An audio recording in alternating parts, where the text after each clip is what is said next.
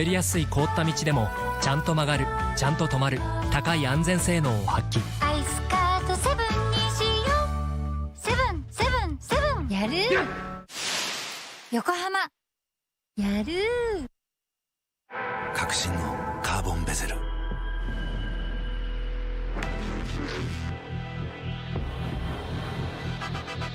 Bluetooth 搭載 G-SHOCK カシオ。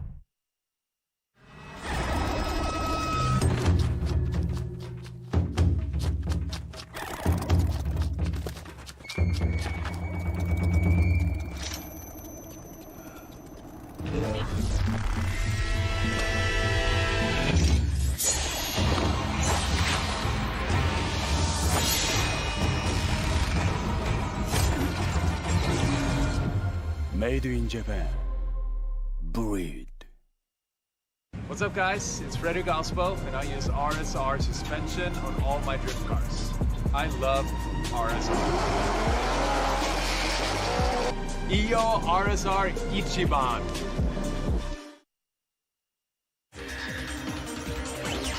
伝統と革新、小倉クラッチのテクノロジーを凝縮、チャンピオンを取るためのクラッチ、小倉レーシングクラッチ ORC。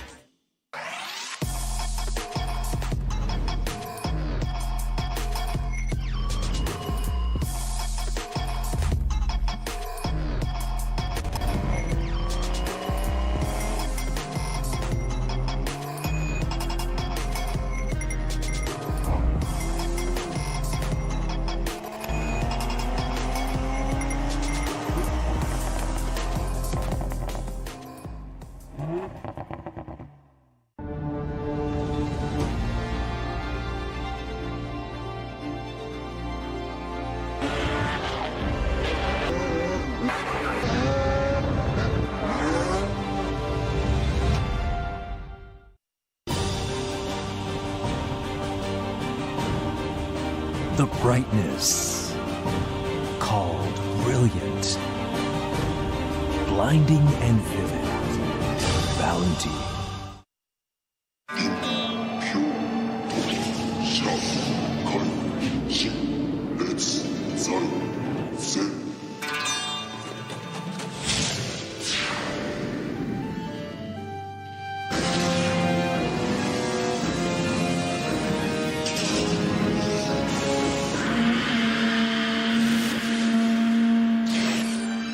Ultimate lubricant. Mortis. 冬の運転心配ね。あ、あれは横浜タイヤのアイスガードセブンだ。滑りやすい凍った道でもちゃんと曲がる、ちゃんと止まる、高い安全性能を発揮。アイスカートセブンにしよう。セブンセブンセブンやる。横浜やる。革新のカーボンベゼル、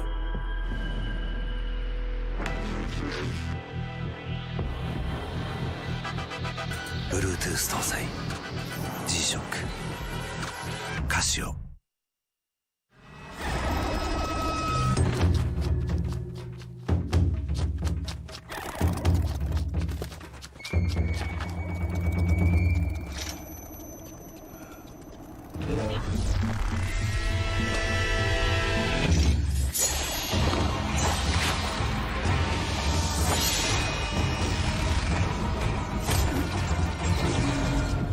Made in Japan. Breed. What's up, guys? It's Frederick Ospo, and I use RSR suspension on all my drift cars. I love RSR. Iyo RSR Ichiban.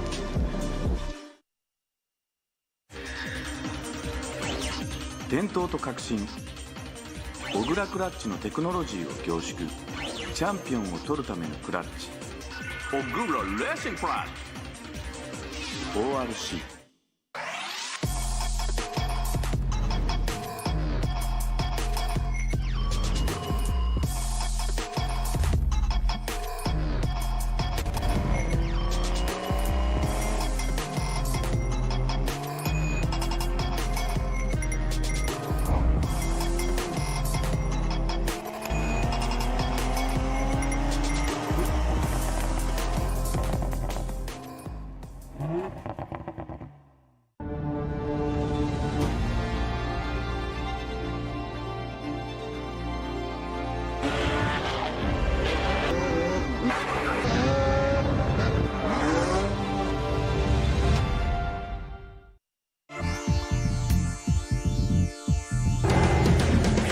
the brightness. Called brilliant, blinding, and vivid. Valenti.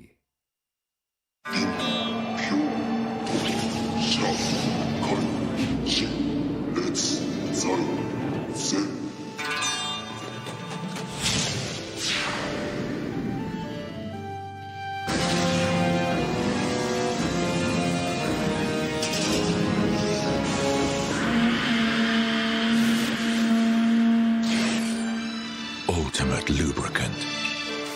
Mortis.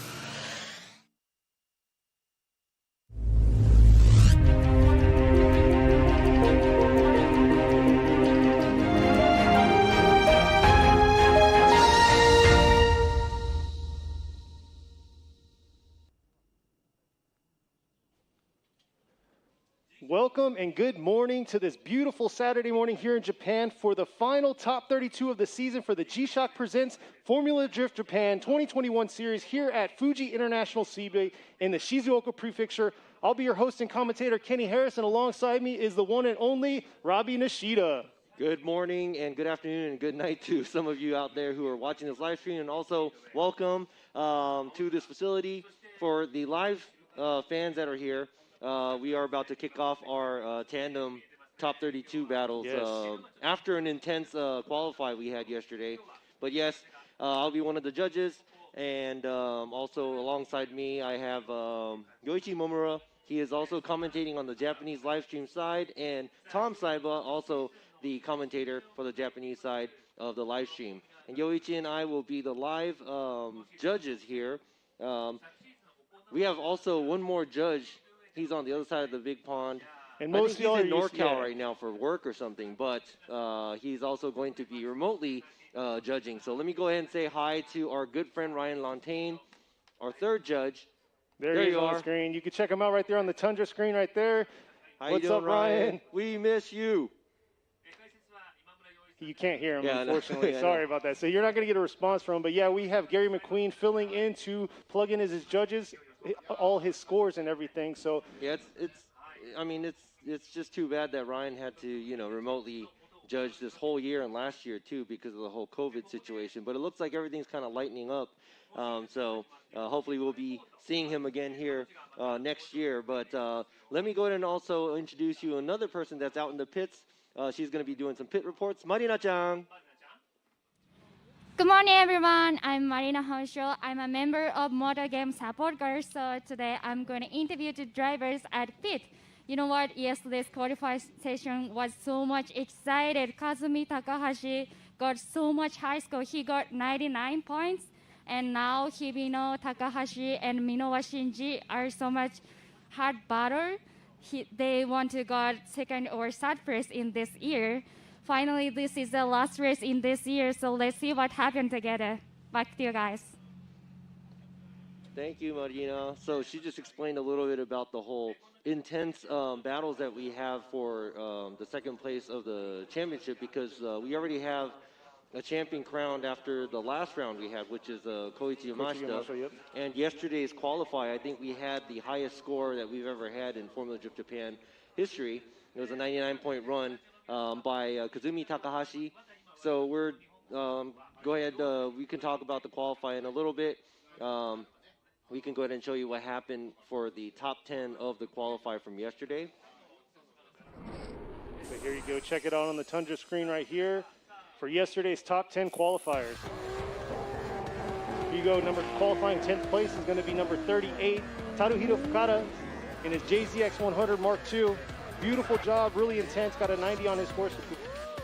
And qualifying 9th is Masayo Minowa. She's in a brand new vehicle, the only female driver in the FD Japan Professional Series. Next is going to be number 58, Kazuhiro Kubo, with the Vacancy 180SX. And moving along, this is Team Cusco Racing, number 770, Yusuke Kusaba, qualifying at 7th.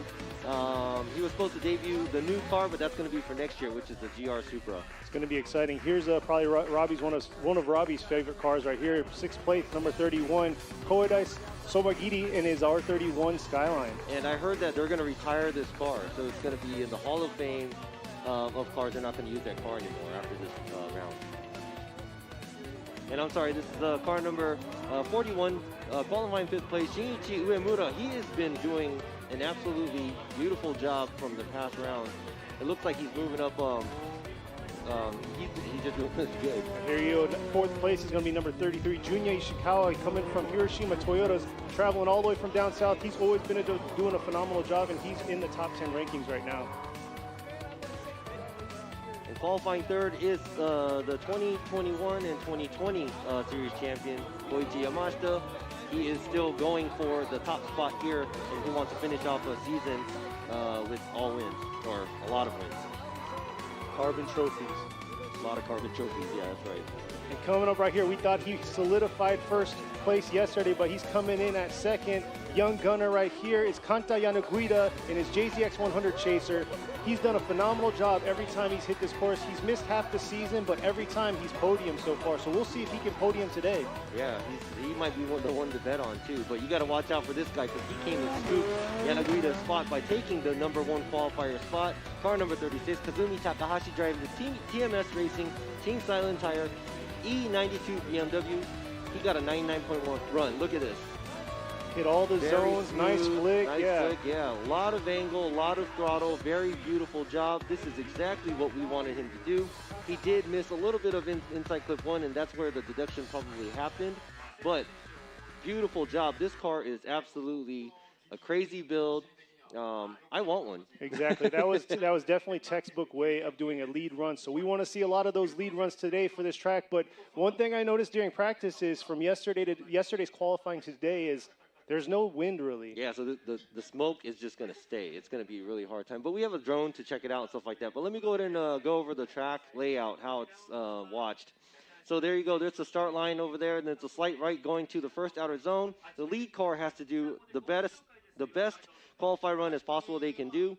They're going to have to fill all the zones, which is going to be the outside zone 1 on the left, outside zone 2 on the right, in clip, followed by a outside zone 3 right before the finish line.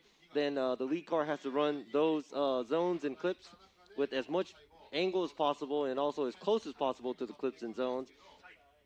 Chase car has to mimic the lead car as good as possible. They have to copy them. Every move, they have to be on the same line, run the same amount of angle, and be as close as possible behind the lead car. They have to have good proximity chasing the car down too. So it's not about trying to run away. It's not about, trying to blast the car behind you and run away.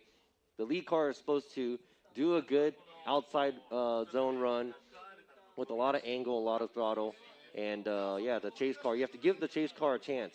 Every good lead run usually comes in front of a good chase run too. So exactly. So if you notice, you saw the dynamic of the track. You're going from a downhill decline to an uphill incline coming into outer zone 1. So that's going to be one of their challenges facing a tandem battle, especially since a lot of these guys have been doing an early entry before the 3-2-1. So they're already throwing smoke right from the jump. So coming in blind into that outer zone 1 is going to be difficult. But then also outer zone 2 to inside clip 1 has been a challenge yesterday for qualifying. Yeah, so we'll be able to see the 3-2-1 cone in the entry area, but then I would utilize it if I was a chase car and if I had a slower car. A lot of the guys would start initiating before the 3-2-1 cone. If I was a chase car, I would chase them all the way up until the 1 cone they have, because they don't have to start drifting until there. So I'd rather be straight and trying to stick to the car in front of me as possible. That's probably an advice for some of the cars that are chasing.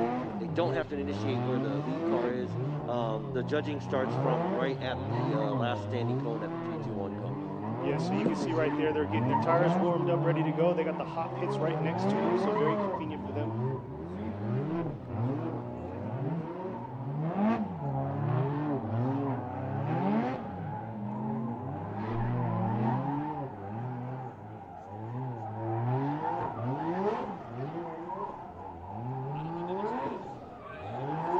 Yeah, like I was saying, so the hot pits they set up this morning. Yesterday, they didn't have this hot pit set up, so today, this is a new setup for them. They get their quick fixes in, everything they need to get done. Obviously, if they have to unfortunately take a 5-minute competition timeout, it's going to be easier and quickly accessible for these drivers. Yeah, it's just hard because they have to have their stuff together. Exactly. Because usually, you know, they'll unload everything at the pits. They have everything at the pits, but a lot of the stuff that they have isn't remote. So they would have to bring all the important tools and extra parts. They have to do all the repairs here for the top 32, unless there's like a crash or something like that. Exactly. Before these two fire off, let me go ahead and give you guys a heads up. So yeah, they're going to be running through the track, and then they're going to take a U-turn. There's a U-turn cone at the very end. They're going to flip a Yui, come back around, and then flip spots from lead to lead, chase to chase, due to the 2.8-mile long track that they have. Oh yeah, it's going to take forever if they're going to make a whole lap just to get back to the start line. But here we go. Looks like the car number 36, Kazumi Takahashi's BMW, is ready to go. And chasing Takahashi is going to be car number 13, Yasuhiro Takaki. This is going to be a SR versus a 1GR V6 BMW battle. Now let's see how Takaki chasing down the number 1 qualifier, Takahashi. Here they are coming around the bend up to the 3-2-1, and there he is hugging right up against him. Kind of losing some ground in proximity right there. Let's see if he can close that in, because this is where it comes into that blind spot. And here he is right here. Takahashi just doing his thing with his run. Not too bad as a lead run, and Takaki just getting lost in the smoke at the end, and I'm not sure. Yeah, that was almost a half spin by Takaki. Right at the finish. We could check that out from the drone footage as well, but let's go ahead and check out this replay. It looks like Takahashi is just kind of doing his own thing in front.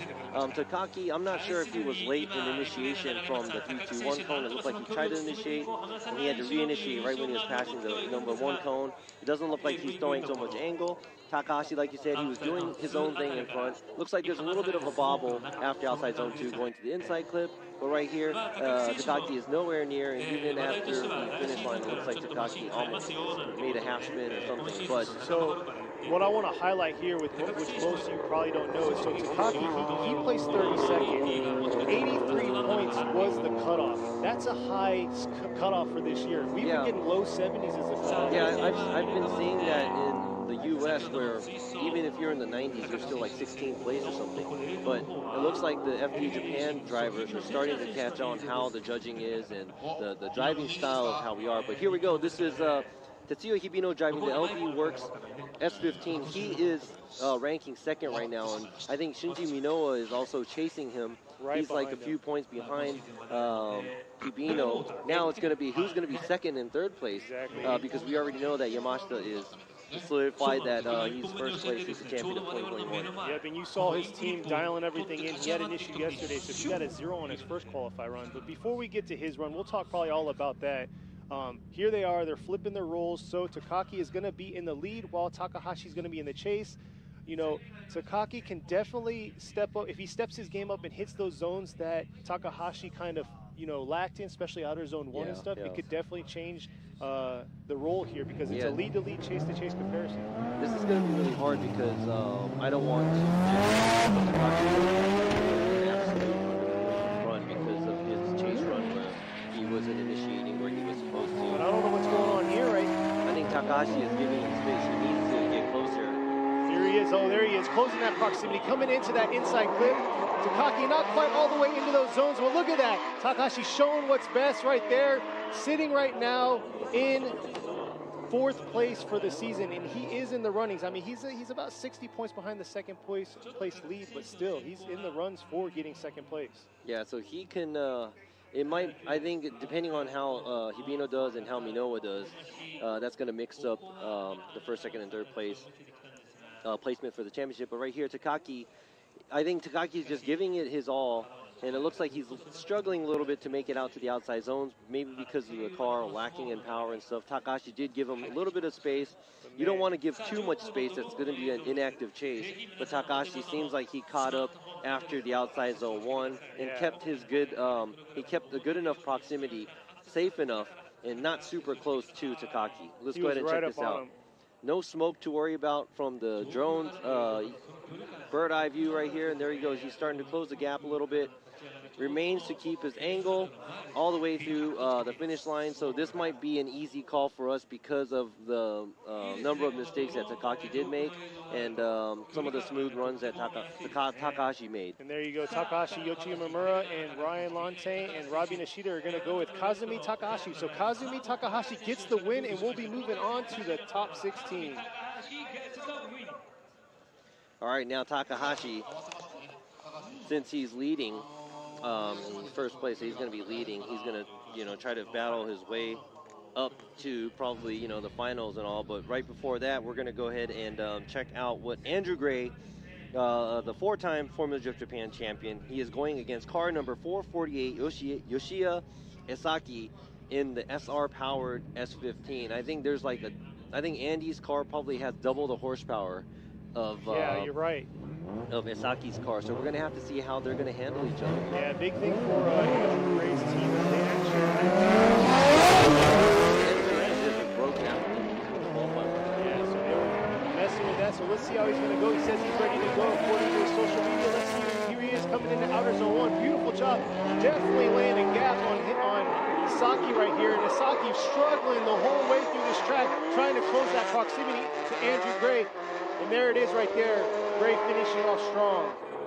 All right, so I think there's like a 500 horsepower difference in between these cars, but I mean, Fuji is a big track, and the reason why Isaki did qualify is because he did do everything that he had to do when he was leading for the qualify. So it's not about going fast, but right here when you have two cars lined up against each other, obviously the faster one's going to move along. That right there is going to be the challenge for Gray on the chase run. Exactly. So that doesn't mean that just because you have a faster car, there's an advantage.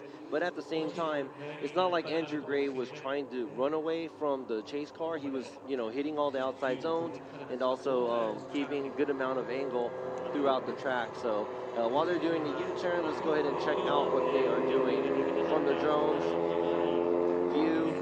Right there. Without the smoke show, you can see it all right there. Look at his line. That's a very beautiful line. And I would say that I think Andrew Gray's qualify run, that made him end up being 16th, but I think if he didn't have mechanical issues, maybe he could have done a little bit of a better job. Especially that run that he just laid down right there. Beautiful job. Very smooth and clean, yeah. We'll have to see how he does on the chase. But one thing I want to point out is Team Kazuma and Power Vehicles, all their cars made it to top 32. Wow, that's a very busy weekend for their mechanics, for their team. But, good job by them, because I know they had mechanical issues with their other cars. And yeah, so I think Naoto Suenaga and Kazama is also driving their Suenaga suffered a really bad crash in top 32 practice. Yeah, so. And Kazama, he suffered some engine issues. So here they are. The whole team made it to top 32. That shows that this team's ready to fight and ready to get podium. Here they are right here. The tables have been turned. Asaki's going to be in the lead while Gray is on the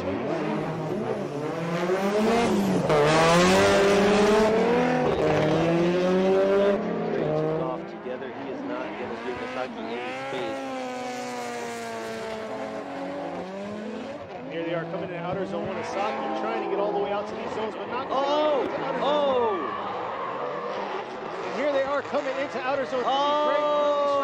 Asaki coming off course right there. All right, so what I just saw right now, I think Andrew Gray probably incompleted coming from outside zone 1 to 2. He straightened out, but the lead car has to finish the run to get that, but it looks like Esaki went more than 3 tires off. He just rolled off the track. He rolled off the track, so we're going to have to double check and make sure. There you go. Huge correction. That was a huge correction, but there you go. Oh man, yeah, he just man. I mean, so it looks like both of the cars incompleted, leading and chasing, and yeah, you had to step out. Here he is, right here, the view. There's the bobble of correction right there, the straightening coming around the inside clip, and there you go right there. Asaki just washed out in the outer zone 2. And man, good thing there's no wall there, because that could have been really tragic for him. So we do judge lead to lead, chase to chase, but in this case, since both of the lead and the chase incompleted right now, we would have to see how well the lead car did when they're leading and how well the chase car did when they're chasing. And we're going to have to go by just looking at that one run because both of the cars did incomplete. But this might be, yeah, because... Yuichi Yamagai for Gray, Ryan Lontaine for Gray, and Robbie Nishida for Gray. So Andrew Gray gets the win and will be moving on top 16, but that was a close call for him. Oh, he yeah, definitely needs man. to... I mean, Andrew Gray pretty much lucked out right now because Esaki went off more than 3 tires off. I mean, if Esaki made a completed that run, that could have been on Esaki, or that could have been one more time too, because of the big gap that they did create. But I think, the battle that he's going to have with Takahashi is going to be very intense because they're both fast cars, intense cars, and they're both good drivers. So that's going to be a battle to watch for sure in the top 16. They're all 32 drivers are good drivers. You're right. But here we are. Coming up next is going to be number 58, Kazuhiro Kubo, going against 99, Kazuya Matsukawa. So here we are for our next battle. Kubo in the 180SX. Going against Matsukawa in his 8085, powered by 1GR. Looks like Matsukawa's ready to party, but here he is right here. Kubo's bringing it now to outer zone 1, throwing down, and Matsukawa's right on his tail, coming into inside clip 1. Ooh, Kubo washing out right there, coming into outer zone 3. And I didn't know if he was going to be able to hold it from that inside clip or not, but yeah, he definitely washed 3 tires or more out on that outer zone 3, or before the outer zone 3. Yeah, things weren't looking good. Well, right here we have Andrew Gray and Esaki parked frozen in on place. The track. Yeah, they're just chilling there because. Did somebody tell them who won yet? Yeah, so let me talk about that run. While they're doing U-turn, they're probably going to come up with a replay right there. It looks like Kubo went more than 3 tires off over there at the outside zone 3. Things weren't looking so good when he was leaving the inside clip area because he was nowhere near inside clip 1. It didn't look like he was throwing too much angle, so the car was trying to take itself to the outside. And just as I thought, he did go off course. And Matsukawa reacted a little bit for him going off course, but I would have to put that on the lead car. Yeah, Matsukawa's definitely done a phenomenal job. Struggled a little bit during qualifying, but there you could see how his tandem went. He could have closed the proximity a little bit more, so we'll see how the tables will turn with Matsukawa in the lead and Kubo in the chase. Here they are coming up back to the start gate. So as you can see, it takes a long time to get to anywhere. That's why we have the hot pits over here, because we can't even see the start line. We have to see it by camera until the first outer zone area. We're looking straight down this down the track from our judging stand, looking into outside zone 2 and 1. And until then, we just have to watch the camera for the initiation area. And it's kind of cool to sit here because all of a sudden it's like boom, boom. You see 2 cars. It's like slowly in the distance you hear some engines roaring, and then all of a sudden out of nowhere clouds of smoke come around. So yeah, you're definitely right on that. But yeah, like he was saying, the size of the track and everything makes things a little bit more difficult, especially when pylons get knocked over. They actually use a vehicle to go out and get them. Yeah, and as you can see, some of them are actually.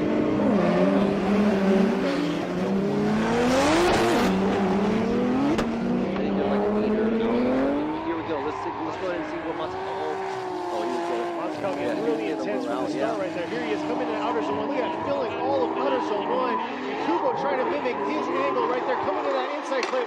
Kubo definitely hugging him tight right there, coming into outer zone 3, and looks like Matsukawa. Oh, there was a hit.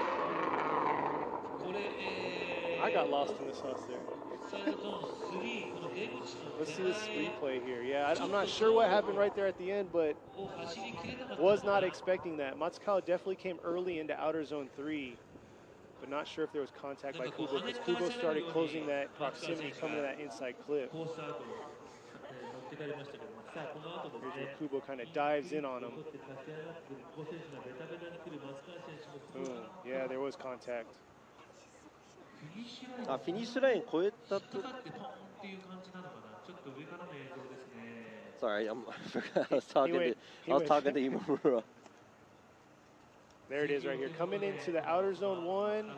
All right, so now we have to see if Matsukawa straightened out. It looks like he's straightened out, but is that after the finish line or before the finish line? Oh. Right before. Yeah, right Yeah, before. so it wasn't even about straightening out. I think Kubo went 2 in, clipped Matsukawa on the front left, which made it look like where we're at. See, this drone footage, I mean, thank you very much. Saves it all right there saves for it all. sure. But yeah, it looks like Matsukawa got clipped on the front left by Kubo, as Kubo was probably running a lot more of a smaller line. Yeah, he dove in on the inside clip there. Yeah. You saw him dive in. And I know Matsukawa was supposed to probably be on the outside area, but, you know, obviously it didn't look like Matsukawa was trying to do that on purpose, because he knows that he's sitting on an advantage because Kubo did incomplete his first run. And also, you're supposed to be chasing the lead car. The lead car is supposed to be the moving clip. You're supposed to mimic what the lead car is doing, unless it's, you know, taking you into danger or something. So pretty much this might be an easy call for us too, because of the Yuichi Yamagai, Ryan Lontan, and Robbie Nishia is going to give Matsukawa the win. So Kazuya Matsukawa gets the win, and we'll be moving on to top 16. Congratulations to Matsukawa, but a good fight by Kubo. I know Kubo probably wanted to push really, really hard because he knew the incomplete that he was sitting on, you know. So good fight. Tough luck for him. Better luck next time for the next season. That's the end of his season. You got to remember, this is the last round of FDJ. So that's it. Coming up next right here is going to be number 168, Masayo Minoa, going against number 444, Takatoshi Imamaida. And here you go. Masayo's brand new JZX 100 Mark II debuted it yesterday during qualifying, did a phenomenal job, scored a 90. Yeah, probably the best qualified she's had all year, and it just happened from a car change. I wouldn't say it's all that, but it's just the confidence behind it and having, you know, bringing it out. She wanted to show out, and she definitely did what, you know. Yeah, that was really impressive, and I think it's a good job to whoever that was had to do with, you know, building the car, because, you know, debuting the car at the end of the season. As we were talking to them yesterday, they were saying that they wanted to debut the car at the beginning of the year, but instead of, you know, just throwing things at it, making a they wanted to do it right. Half-built job car. They wanted to build it right, so they took the time. It took them this long, but it looks like it was worth it because she did a great job in the car. It looks like it's very comfortable. Yeah, she seems very comfortable with the car and the way she's driving it. You'll see here when she comes into this outer zone 1, the entry that she showed us yesterday was definitely not the same she showed us all the other tracks. Yeah. It's just something new. That's why it's awesome to see this. Yeah, now she's going to have to take on Imamaida. He is a wild child, too. He's a crazy driver. Sometimes he does overcook himself because, you know, it looks like he gets overexcited. But, yeah, when he's on it, he's on it. So this is going to be a good battle. Right here, so Noah in the lead with the Heyman TM Labo JZX 100 Mark II going against Imamaida in his 5X Navigate Penske KRC S14. Here they are. Look at that. Carrying it all the way to outer zone 2, coming into the inside clip and dragging it all the way out to outer zone 3 by Masayo. And Masayo did a pretty good job, but I know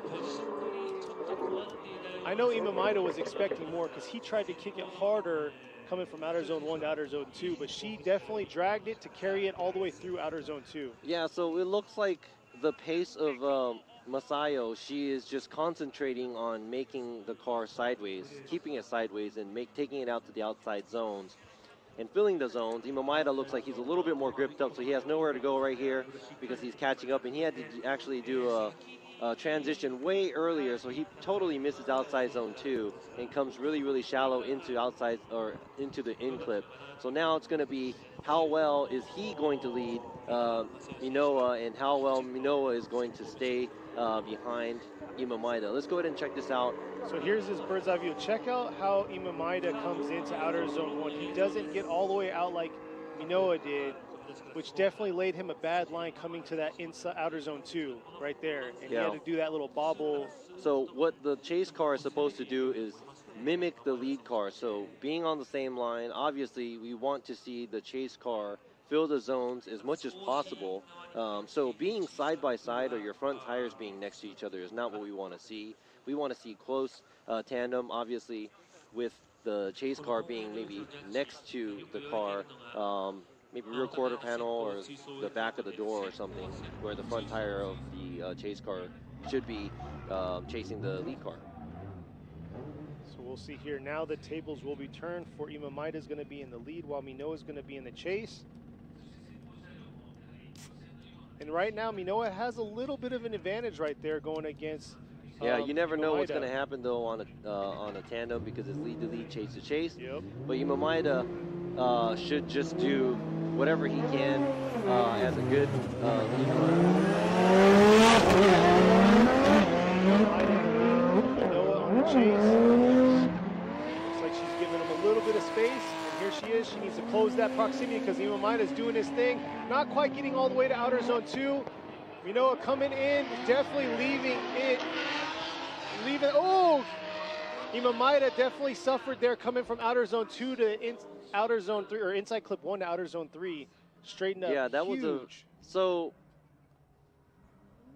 Maeda doesn't take the car all the way to the outside zones. It looks like he gapped Minoa from the start, so there is a gap right here created, but this might be like a grip difference or something. But yeah, it looks like he's kind of trying to run away there. Not as deep in angle, and also the outside zones, he's not feeling it. Then right over there, right when he was going through outside zone 3, you couldn't even see the smoke trail almost disappearing. Yeah. But it looks like he's almost straightening up to run away from the chase car, and that's exactly not what we want to see. I'm not sure if he's just too gripped up where he's having a hard time and struggling to keep his car sideways. But yeah, we want the lead car to run an outside line and with a lot of angle and give the chase car a chance to do a chase run. So let's see what the judges have for the results here. Is Minoa going to get the win, or is Maeda going to get the win?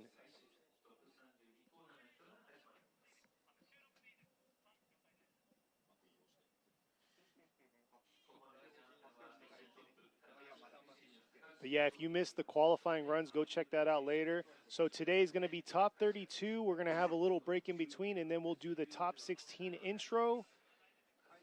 And we cannot complain. Look at the background. Our backdrop is amazing. But here we go right now. Yoichi Minoa going for Minoa, Ryan Lantain for Minoa, and Robbie Nishida. So Masayo Minoa is going to get the win and move on to the top 16.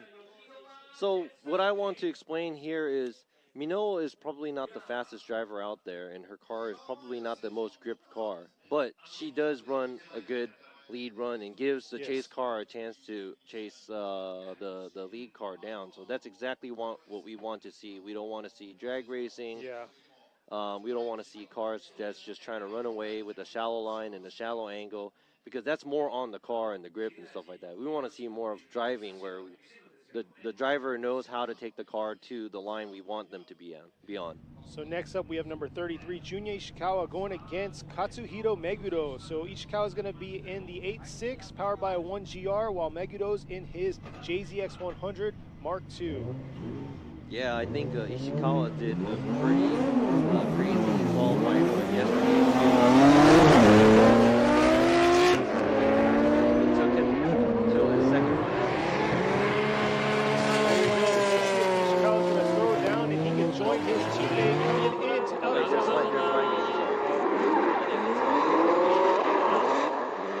It's good to have a second set of eyes on here. But yeah, so Ishikawa, let's see if he can join his teammate Matsukawa in the top 16. But yeah, they're both with Team Droopy coming out of Hiroshima Toyota's traveling down south all the way up here to Fuji. Yeah, so that's going to be a restart. Let me go ahead and explain that a little bit for those of you who don't know. Right there at the starter gate, they have the chicane there, and that's to keep the lead car from trying to run away. So the car will have to drive through the chicane. The lead car cannot hit or touch the cones or jump the light. The chase car could leave whenever they want, because we're giving the chase car more of a leeway to be able to keep up with the lead car if they're fast. So the lead car cannot just run away by jumping light or trying to drive straight through the chicane or hitting the cone. So you get 3 strikes, and that's an incomplete for the lead car. So you have to watch out. That's the first strike for Ishikawa, because I believe he hit the cone or the pylon touch or something. So here they are going back to reset, which is not good, because we were talking to a lot of these drivers, and they were saying they were getting roughly 3 to 4 laps out of these tires. Yeah, so actually lower 3, they said. Yeah, so he kind of burned through maybe like a quarter or 1/3 of a set of tires, maybe. So yeah, it's definitely you have to be smart with your tires on this track because it's a And very see, intense track. You can't just be too concentrated and not see these, because there's actually a restart light facing The drivers, and it's really, really obvious. I don't know, but it's So- really, really bright out. Yeah, but it's really, really, we I got know like it is. LEDs and techniques. Yeah, it's a strobe light that flashes at them. So yeah, most definitely. So yeah, you also have to be in the guy at the post right here. That's how I know. Because I was looking at this guy. He's flagging him down with a red flag. You have to be alert. I mean, yeah, you have to concentrate on the competition as well, but you have to kind of, Cognizant of what your surroundings are. Yeah, for sure. exactly. Yeah, you're right. Yeah, safety first. So. So here we are. Looks like they're lined up. Like I said before, Ishikawa's going to be on the lead. He's with Team Droopy, while we have Meguro with Isen Good Ride Kyushu Racing. So let's see how they're going to perform against one another. I already said Ishikawa, his teammate already made it, Matsukawa. So let's see if he can make it in the top 16, because, I mean, they did travel all the way from, Hiroshima area. Yeah, it's like 7. Oh, no, that's like more than 8 hours, 9, 10 hours, maybe even more. Yep. All right, so now it's a restart. This is the first battle of Ishikawa and Meguro. So it's an all Toyota battle, 1GR packed. 8.6 versus the GCX 100 in it. Here we go, coming up to the 3-2-1. Ishikawa early in the initiation, coming in outer zone, filling outer zone beautifully. And let's see if Meguro can close that proximity, because, man, he's definitely going to get... Oh, let's see if he can hold it through to outer zone 3. Dipping a tire or two, coming in outer zone 3. And finishing off there strong. And, Ishikawa looked like he was pulling on him, but he kept his angle and he kept his proximity, or not proximity, his... Yeah, but there was a huge zones. correction by the lead car, Ishikawa, around the inside clip area. It doesn't look like both of the cars made a huge mistake.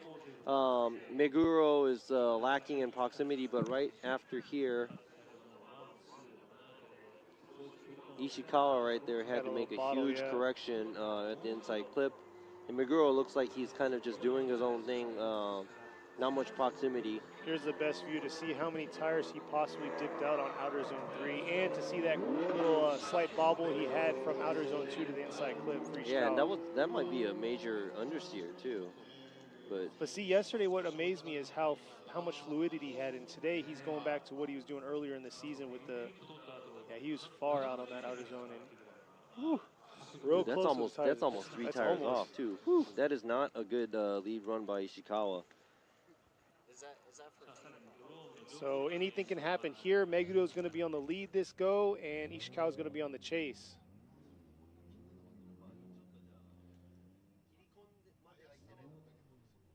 So we'll see here the crews out there fixing the pylon cones, staying pretty busy. They got to fix outer zones 2 and 3.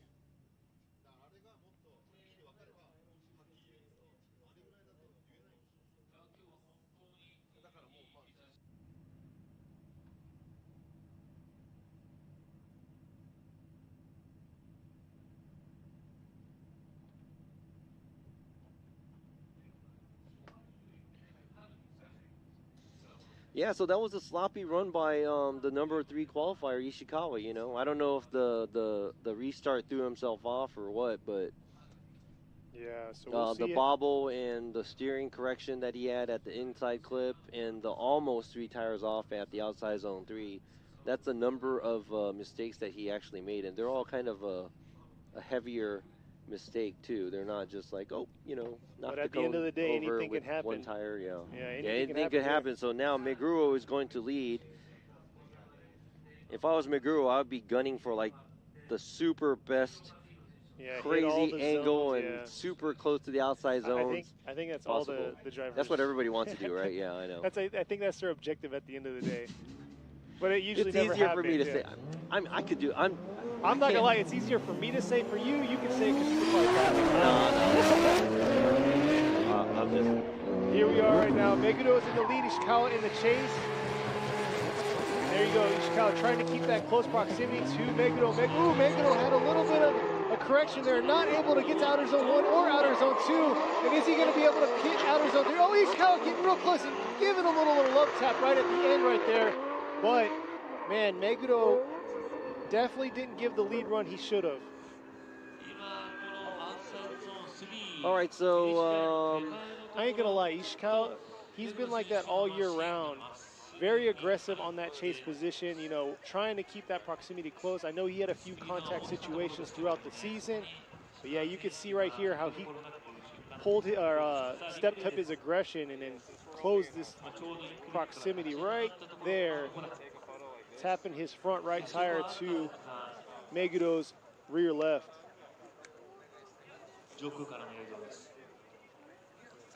Here's the drone footage. And most of y'all probably agree this is probably the best footage to see, especially with the smoke trail. You're able to see where both cars are lying for each zone. You can see right there Meguro not able to get it to out to either of those zones, missing inside clip and coming early and just almost straightening through outer zone 3. And that could be due to the contact that Ishikawa had with his left rear tire coming through up to outer zone 3. We'll see what the judges have to say, comparing the lead to lead, chase to chase. Our fan base here. So yes, this is once again, this is one of the handful of spectators we were able to have out here. So glad to have the spectators out, checking us out, give us some cheers. All right, so let me go ahead and explain that. Ishikawa, he had numbers of mistakes on his lead run, and for Meguro, his lead run, shallow on the line, shallow on the angle, and pretty much straightened right before the finish line at the outside zone 3. So I would even have to say that even if that was an incomplete or not, if it's lead to lead, chase to chase, the only good part that we had with those battles was Ishikawa's chase. Yeah. So Ishikawa wins from just his chase, but everything else is pretty much not a good. It's not a overall good run. run. Yeah, it's not a good. So we want to see these drivers start stepping it up. I know they're trying to dial in and everything, trying to get these conditions understood. But here we are coming up to our next battle. Leading it off is going to be Naoto Suinaga in his S15 going with the Team Kazuma with power vehicles going against Tetsuya Iha all the way from Karts Okinawa with Nor coming all the way up here to yeah, they gotta fly over here all the time. It's like, I know in Okinawa and Japan, the flight's not that far from There you go. Do you see that light? You can't see that light. You need to get some contacts or LASIK or glasses or something. That's true. Yeah, but I don't know if I think he jumped the light because what happens is you're not supposed to move. You can't, if you're a lead car, you can't like twitch and move. It looked like that's what happened right now with Suinaga. I don't know if his foot, yeah, I don't know if his foot slipped off the clutch or something, but. So while they're going back, so Suinaga suffered a really bad accident. He crashed into outer zone 2, outer zone 2 after the, touch and go at Okayama, and it destroyed his whole front end. He says it bent the subframe, or it bent the, front subframe and everything, so they had to do a full swap, change the front end, change the hood, everything. And that's pretty impressive to come out here looking like there's no damage that was done. And then I asked him about steering. I was like, did it mess anything up with steering? He's like, no, everything's fine on that part, but we had to fix everything on the front end. So yeah, he's out I bet you they have like 10 of these. Probably. And they're like, oh, let's just bring car number 3 out. Exactly. You know? But no, this is the original car. They fixed it, and then he's going up against this 200 series Crown. So the start light, you're not supposed to jump the light, and he twitched and moved, and that actually makes the chase car react, and he tried to leave again. You can't do that. You have to do it all in one motion. Yeah. You can't throw off what the chase car's trying to do. Like you said, the chase could do what they want. Yeah, exactly. So here we go. Right here. Coming in outer zone 1. Here we are. Oh, looking like Iha's having a little bobble in the background. Oh, what? I don't know. I was so... that was intense right there. I didn't know what to say. I was like, please no contact. All I heard was, I was lost with words there, guys. I mean, that was intense right there. Iha was able to save himself, and Suinaga continued on. So it looked like Iha was probably, it's almost the same thing where if you try to play catch up, and you try to get as close as possible. If you don't make it out to the outside zone, right there, he did a transition way too early. He actually did a transition a little before Suenaga did, or about the same time. What Suenaga did was the right thing. He went all the way to the outside, and if you don't chase the car, if the chase car doesn't chase the lead car all the way out to the outside zone, tracks that are this big, it'll bite you at the end because you catch up way too much and you're going to lose your trail. You're going to lose, how can I say, any space. You're not going to have any space. You're going to pretty much end up either trying to hit the car or you're going to have to go all the way in. There's no place for the chase car to go if you don't chase the lead car correctly. So Yeah, that's probably what happened right here. There, yeah. Somebody says I sound hot and bothered. No, I was just dazed because and you were confused. like, that was kind of cool. There was no complete word. Maybe I'll just mute my mic next time. No. But no, definitely intense. The viewers were probably thinking the same thing. No. You should just stick with oh. Oh. So don't cut it. You say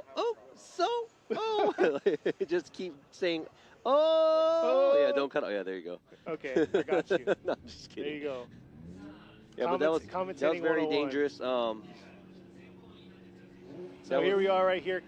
Tables are now turned. Iha is in the lead while we have Suenaga on the chase. You know, Iha definitely kind of put himself in a bad position. But anything can happen. And here we are coming up to the 3-2-1 with Iha in the lead. See if Iha can clean it up here. Coming into outer zone 1. Not quite all the way into outer zone 1. And here he is flicking it back to outer zone 2. But look at Suenaga right there in his pocket, trying to hold close to him and keep the same angle Iha has to offer. Yeah, so this was, it seems like this is going to be an easier call for us because of the mistake that Iha did behind Suenaga.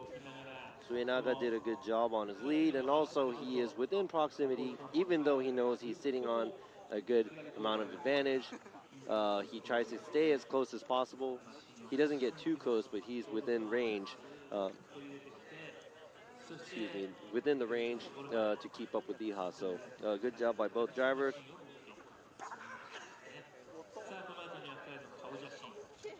So here we go, Yuichi Romero going with Suenaga, Ryan Lontaine with Suenaga, and Robbie Nishida. So Naoto Suenaga gets the win and moves on to the top 16.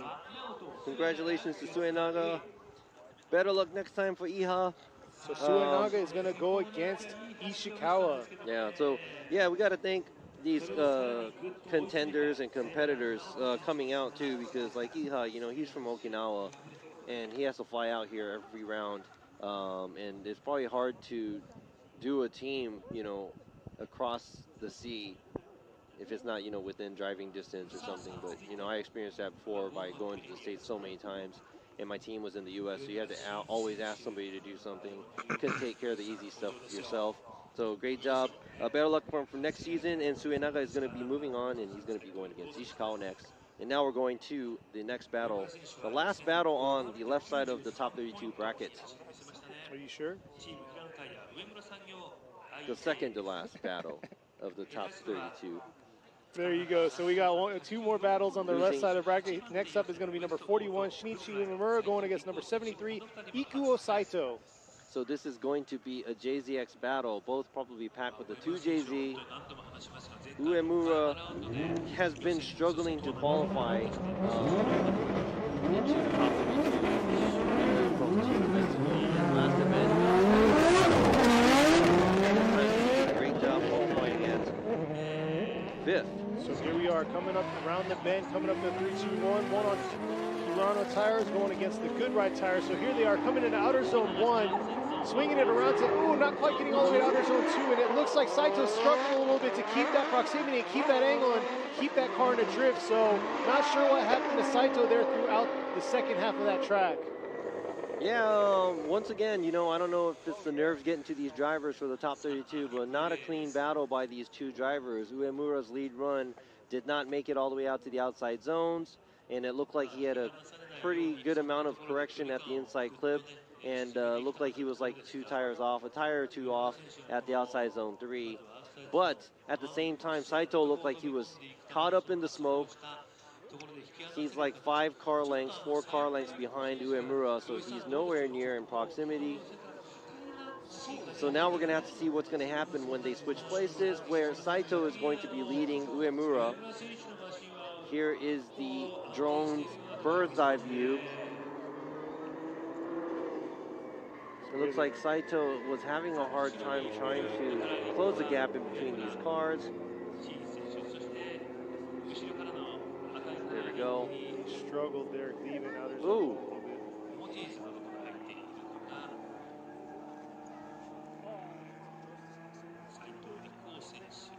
We'll see here.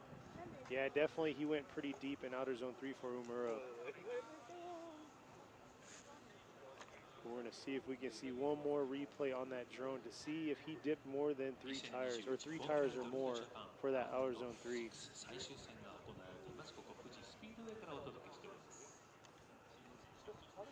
But here you go. Yeah, so you fans out there, check out outer zone 3 for the lead car. This is what the judges are looking at. Coming into outer zone 1, not bad. Swinging it around to outer zone 2. And Saito had a little correction there, and then right there he kind of bobbled, but there you go. Ooh.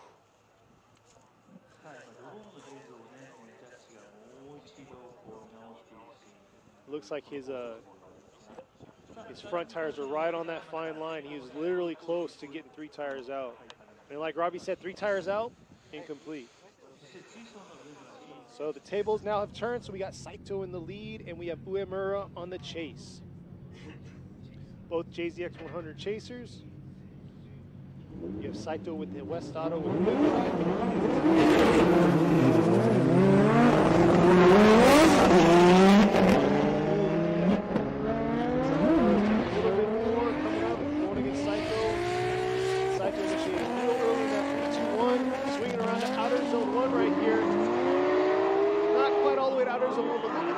trail he's throwing down to Umura. Umura's trying to hold out right here. Is he going to be able to hold it to outer zone 3? And I don't know if he's going to make it all the way to outer zone 3 to the finish. Might have had a huge straightening there at the finish for Umura. Yeah, we're going to have to see the drone views too. But, I mean, 2 very, very messy runs. Yeah, I mean, I would have to say the lead run and the chase run.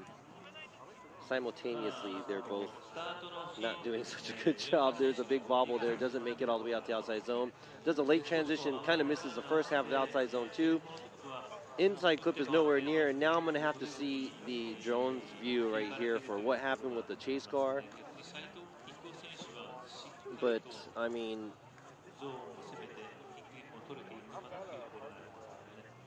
I don't mind judging 2 really good runs and having to say who won, but this is almost like nitpicking and saying, oh my God, like who made the bigger mistake? Yeah. And right well, there, it takes the intensity out too. So yeah. So here we go. Uemura goes wide, and yep, Uemura straightens out before he crosses the finish line, and that's an incomplete. That's not what we Saito's run is not clean at all, but he did an incomplete. And even the lead run Uemura did, that was a very questionable call that we have to make there at the outside zone 3. It's like, I think his left rear was still on the rumble strip because he was kind of straightening and losing angle outside zone 3, but then both of his both of his right tires were off course. Very sloppy job. So here we go. And yeah, Yuichi, Ryan, and Robbie all going for Ikuo Saito. So Ikuo Saito is going to get the win and moving on to the top 16, but he definitely has to take a view at this and make sure he can study what he needs to fix. Yeah, like you said, at least put together a good lead run, you know, because chasing a car, being in the smoke, you know, trying to stay close to them is a very hard job to do. But at the same time, when you're clear, nobody in front of you, just do a good run or good enough run, you know, so. But yeah, Uemura is knocked out here. Too bad for the number 5 qualifier. He could not get his runs put together at the top 32. Better luck for him next season. and Saito is going to be moving on. And now we're going to go ahead and see who's going to be going against Saito. Is it going to be car number 61, Kazuki Hayashi, or car number 90, Shinji Minowa? Now, Shinji Minowa is in the championship points race for second place. Second place, he is. So this is a battle that he cannot lose to Hayashi, because Hayashi is also one of the top contenders we had, and also a veteran in FD Japan. Yeah, so this car that Shinji Minowa is in, this is actually a car that he brought to the 2019 season.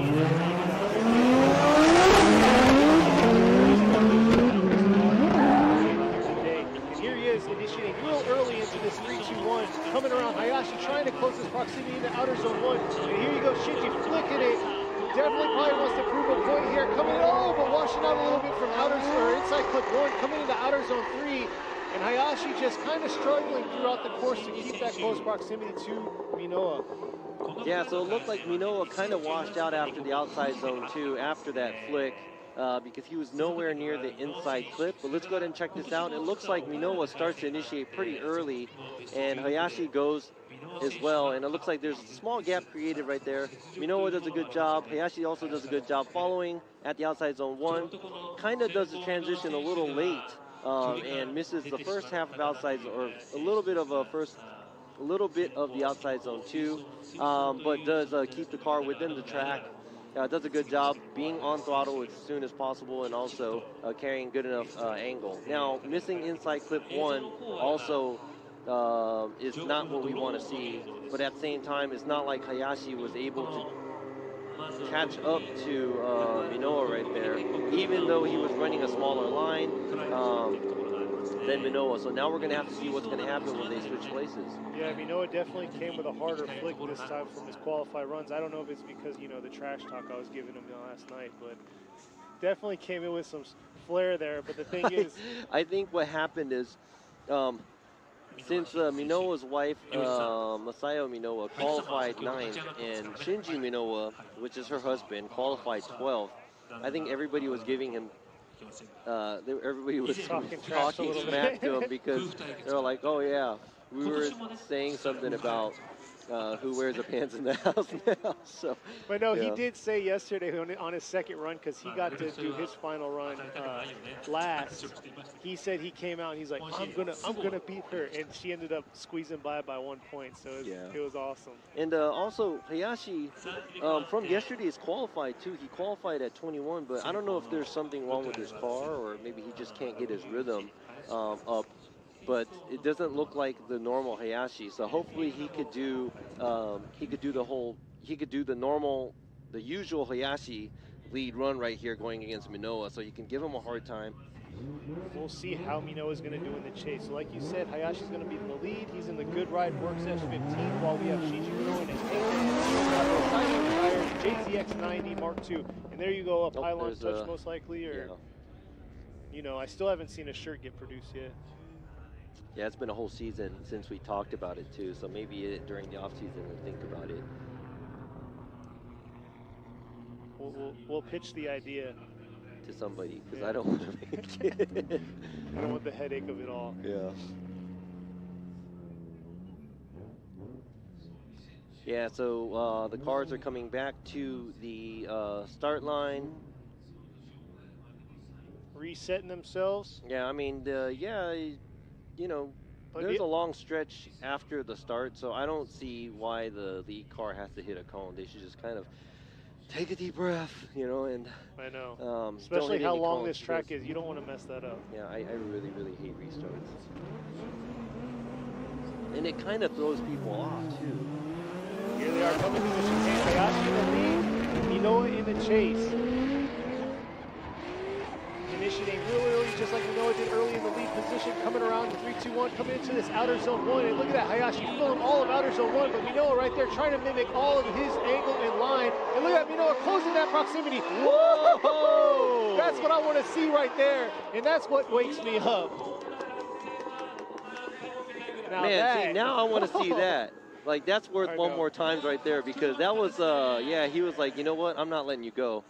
And let's go ahead and check out this one more time. Minowa does take a smaller line than Hayashi right there at the outside zone 1. Man, look at that. He could probably reach out and touch his trunk right there. Jeez. That is what I'm talking about. That's a tandem battle right there. Here's the drone footage. We can see how close that proximity was that Minoa closed in on him. As Tom's saying over there, wow! Hey, but look at that, look at that.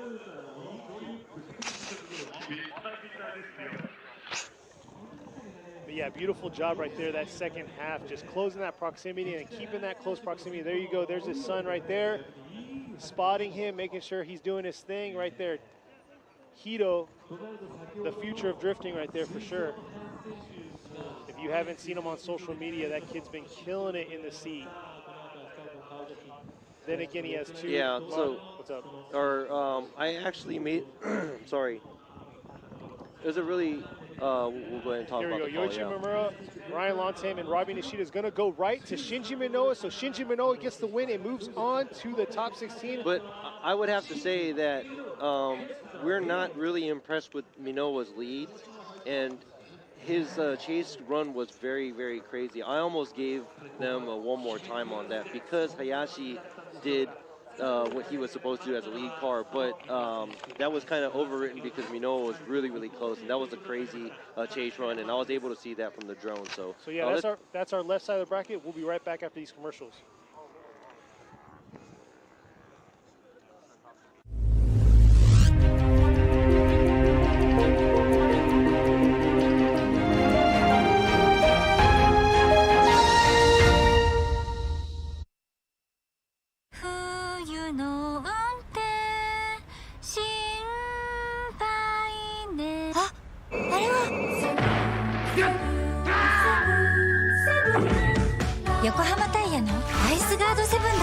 滑りやすい凍った道でもちゃんと曲がる、ちゃんと止まる、高い安全性能を発揮。アイスカートセブンにしよう。セブンセブンセブン。やる。横浜やる。革新のカーボンベゼル。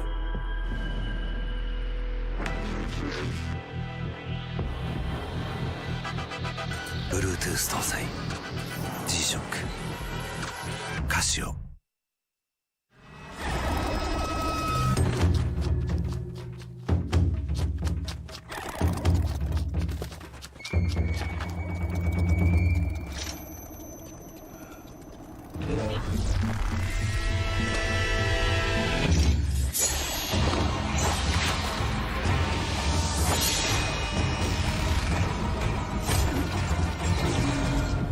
Made in Japan. Breed. What's up, guys? It's Frederick Ospo, and I use RSR suspension on all my drift cars. I love RSR. Iyo RSR Ichiban.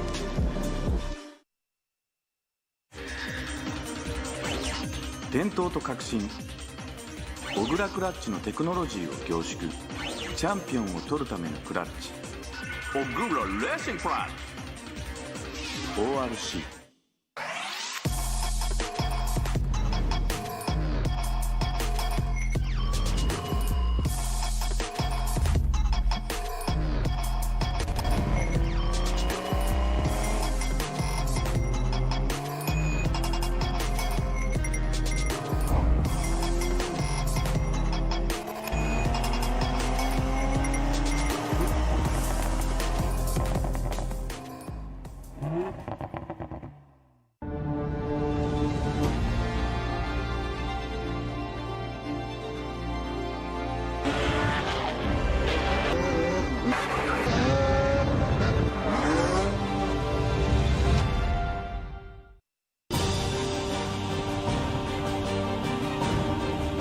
The brightness, called brilliant, blinding and vivid, bounty.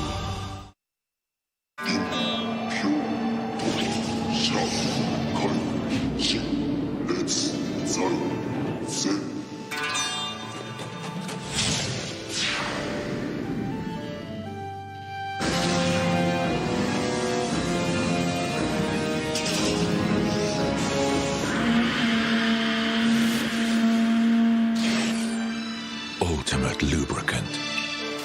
Morty's. 冬の運転心配ね。あれは横浜タイヤのアイスガードセブンだ。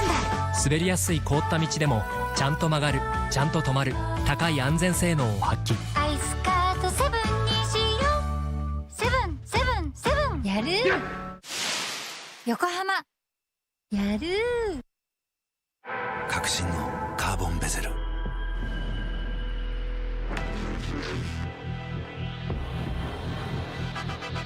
Bluetooth 搭載 G-SHOCK カシオ。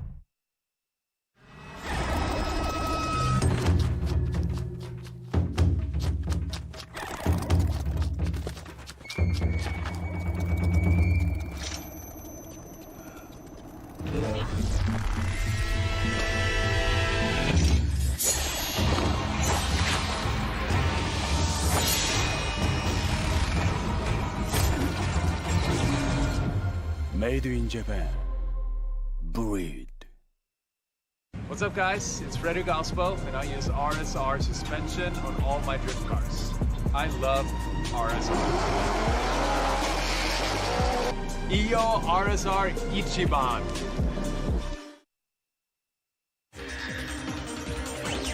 伝統と革新、小倉クラッチのテクノロジーを凝縮。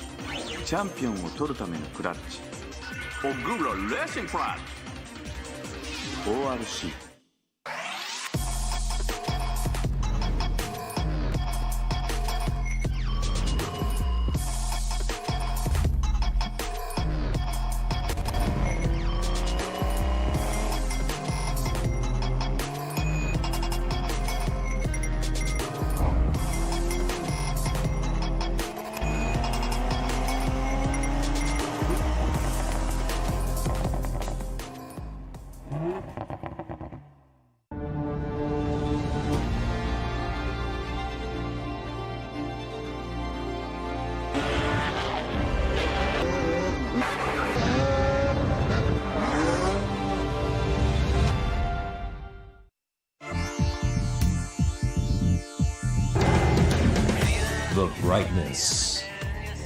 called brilliant, blinding and vivid. Valenti.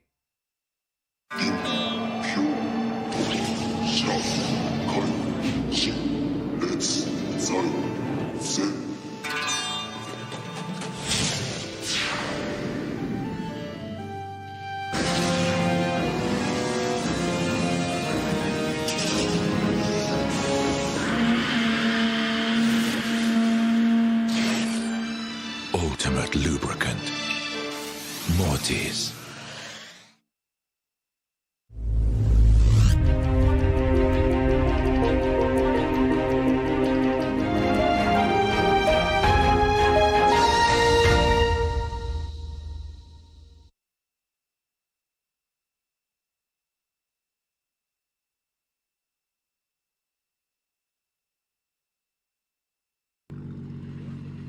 Hello guys! こちらピットから箕輪雅代選手にインタビューさせていただきたいと思います。お時間いただきありがとうございます。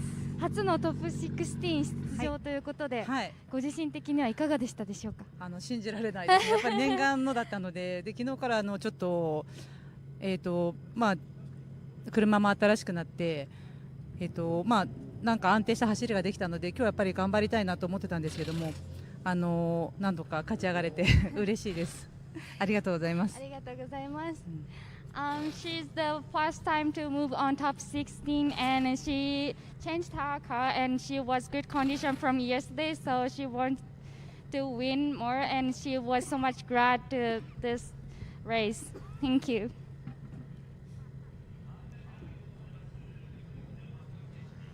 Thank you. Karina. So yeah, that was Masayo Minowa. That's actually her first. This is her first top 16 in a brand new car here at Fuji Speedway. It's a huge track, and she said she couldn't believe that this is happening. And we're having a little engine feedback from the interview. Oh, I was like, yo, that was a long. I was like, excuse you. No. I'm sorry. Yeah, but she can't believe it because it's, obviously a new car. Yeah, she said she was very stable from yesterday and that she wanted to keep it that way. So she just said she wanted to do her best and she was really happy. Yeah, she did a phenomenal job. There she is right there with her crew.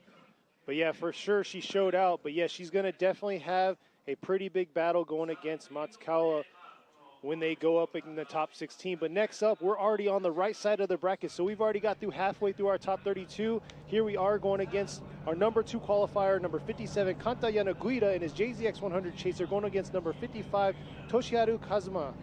21-year-old Yanuguida, he already won an event this year, and he didn't come to all the events. Just imagine if he went to all the events, how far he would have been in the championship versus Kazama, a long, many-year driven veteran that's been drifting for a long time, owning a tuning shop.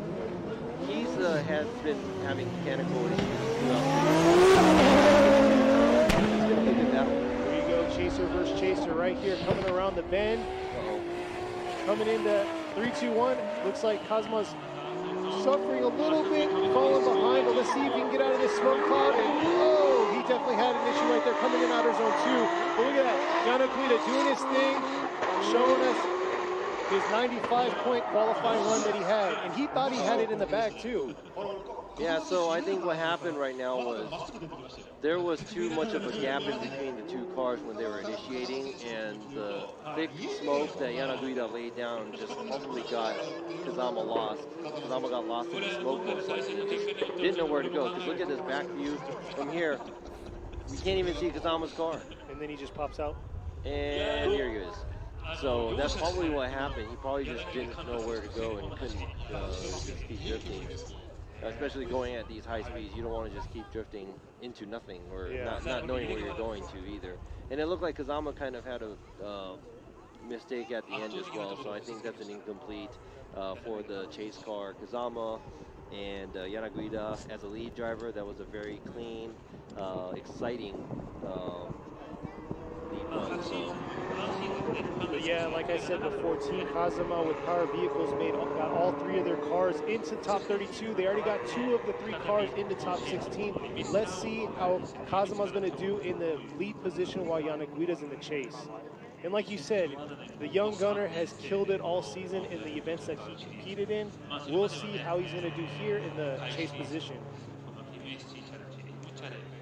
So yeah, early on in the season, he was actually driving an S14. That was at the Ebisu event. And then it was like a 400 horsepower S14, and he almost flipped it. He went hiking, mountain climbing on the wall, but yeah. And then he brought this chaser out in the Sugo event. And he just won. It was like a debut. Podium, yeah. Then after that, he didn't come to Okuibuki. Then, was he at Okayama? He was at Okayama, but he didn't. He got top 32, top 16, but didn't get podium. So now he's back to, he's hungry, he's young, wants to be on the podium. Versus Kazama now. He's just probably like, you know what, let me just do a good run. Yeah, he's going to throw down here, coming into 3-2-1, coming up to this outer zone 1. And here he is, throwing that hard angle coming in. Not quite all the way out to outer zone 1, but here he is flicking it back. Nice flick back to outer zone 2. Can he carry it all the way through? Ooh. So looks like Kazuma struggled leaving outer zone 2, hitting that inside clip. But man, the angle that he was throwing was pretty impressive. Yeah, it looked like Yanuguida even made a major mistake when he was behind Kazama at outside zone 1. So I'm going to go ahead and double check to see what happened right now, but even if Yanuguida did incomplete right here, yeah, because there's a lot of wavering right there. Yeah, even if he did incomplete right there, Kazama is supposed to make his run, and right there, that is an unchaseable lead almost when he slowed down that much, threw that much angle, and he basically straightened out after that. So that's an incomplete for the lead car as well. And like you were saying, Kazama has had mechanical issues all year round, so that could have been a part too. So Yuichi Yamagai, Ryan Lantain, looks like Kanta Yanuguida is going to get the win and move on to the top 16. So he's the first on our right side of our bracket. And look at the backdrop we have here. Beautiful Mount Fuji, iconic piece. You think of Japan, that's one of the first thing that pops up is Mount Fuji. So look at that right there. Yeah, is there no any clouds. other? Yeah, is there any other mountains that look like this though? It's like a snow cap on top, by itself. Yeah, you I tell think it looks good. Yeah, like when I tell my son to make a mountain, he makes that right there. That's when you know when you're like part J. That's It's true. like, what's a mountain? You draw Mount Fuji. Speaking of Mount Fuji, though, I was asking others around here, like the people that live in Japan, from Japan, if they ever climbed Mount Fuji, and so far I have yet to find somebody. Yeah, I climbed it before, but I guess I don't count because I'm kind of half-half. So. Yeah, so. All right, so here we go. This is Yuji Saito leading Yoshika Tamagawa, VR-powered S15, driven by Saito, and everybody's favorite chassis, JZA80 Supra, driven by Tamagawa. Both very, very fast cars. This is going to be one to watch right here. It's going to be a very exciting tandem battle. Phenomenal job this year, but let's see how he's going to do here in the lead position. But Tamagawa is a very consistent driver and is in top 10 right now. Here they are coming in from outer zone 1 to outer zone 2. Definitely real shallow. Looks like Saito's just trying to catch a lot of speed through here. Even though it's not a race like that, it's a tandem battle. And here he is hitting outer zone 3. Not bad in outer zone 3, but definitely miss outer zones 1 and 2. Both of the cars were throwing pretty good amount of speed here, but like we always say, you know, speed isn't really the factor in the way we judge it. It's about car placement, angle, and throttle control. But right here, it looks like Saito's on it. He starts initiating a little way before the 3-2-1 cone, but he does not make it out to outside zone 1 and does a transition a little too early. Doesn't make it all the way out to outside zone 2. Misses inside clip 1. So, I mean, I would have to say if that was a qualified run, that actually wouldn't turn out to be pretty good, or it wouldn't turn out to be good because of the car placement he had where he missed a lot of the zones in the clip. Let's go ahead and check this out to see how far he was from there. And also Tamagawa looks like he just keeps his proximity, keeps the pressure on him, starts to close the gap right here. Not super close though, and he just tries to chase down Saito. It looks like Saito is just trying to run away. Yeah, I still look like Tamagawa had a little struggle leaving that inside clip too, so definitely Tamagawa's going to have to step it up in his lead position, hit those zones, and lay down a solid run. He struggled yesterday through his qualifying. He got an 88 yesterday in his qualifying runs, but we'll see. I mean, he's been up and down, but he's been pretty consistent, though, in the up more than down. So we'll see how he's going to do here in the lead position as they roll back to the start line. Wow, so Tamagawa got an 88, but he qualified 18th, right? Yes. Man, everybody is getting some good Some high scores. scores, yeah. Some good scores out there.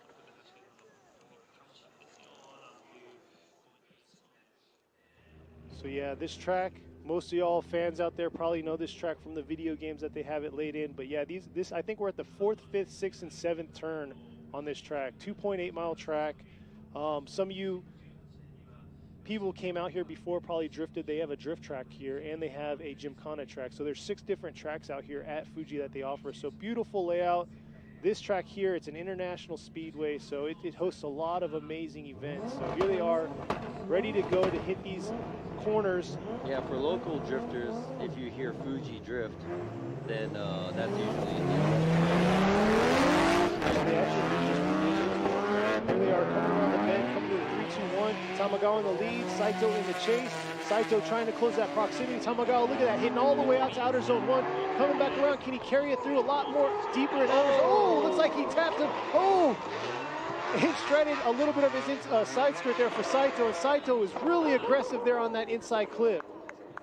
Yeah, so now we're going to have to see if Tamagawa had any kind of unnecessary decel. But from what I just saw right now, I doubt it. It looked like Saito came in a little bit too hot. But let's go ahead and double check by watching this replay right here.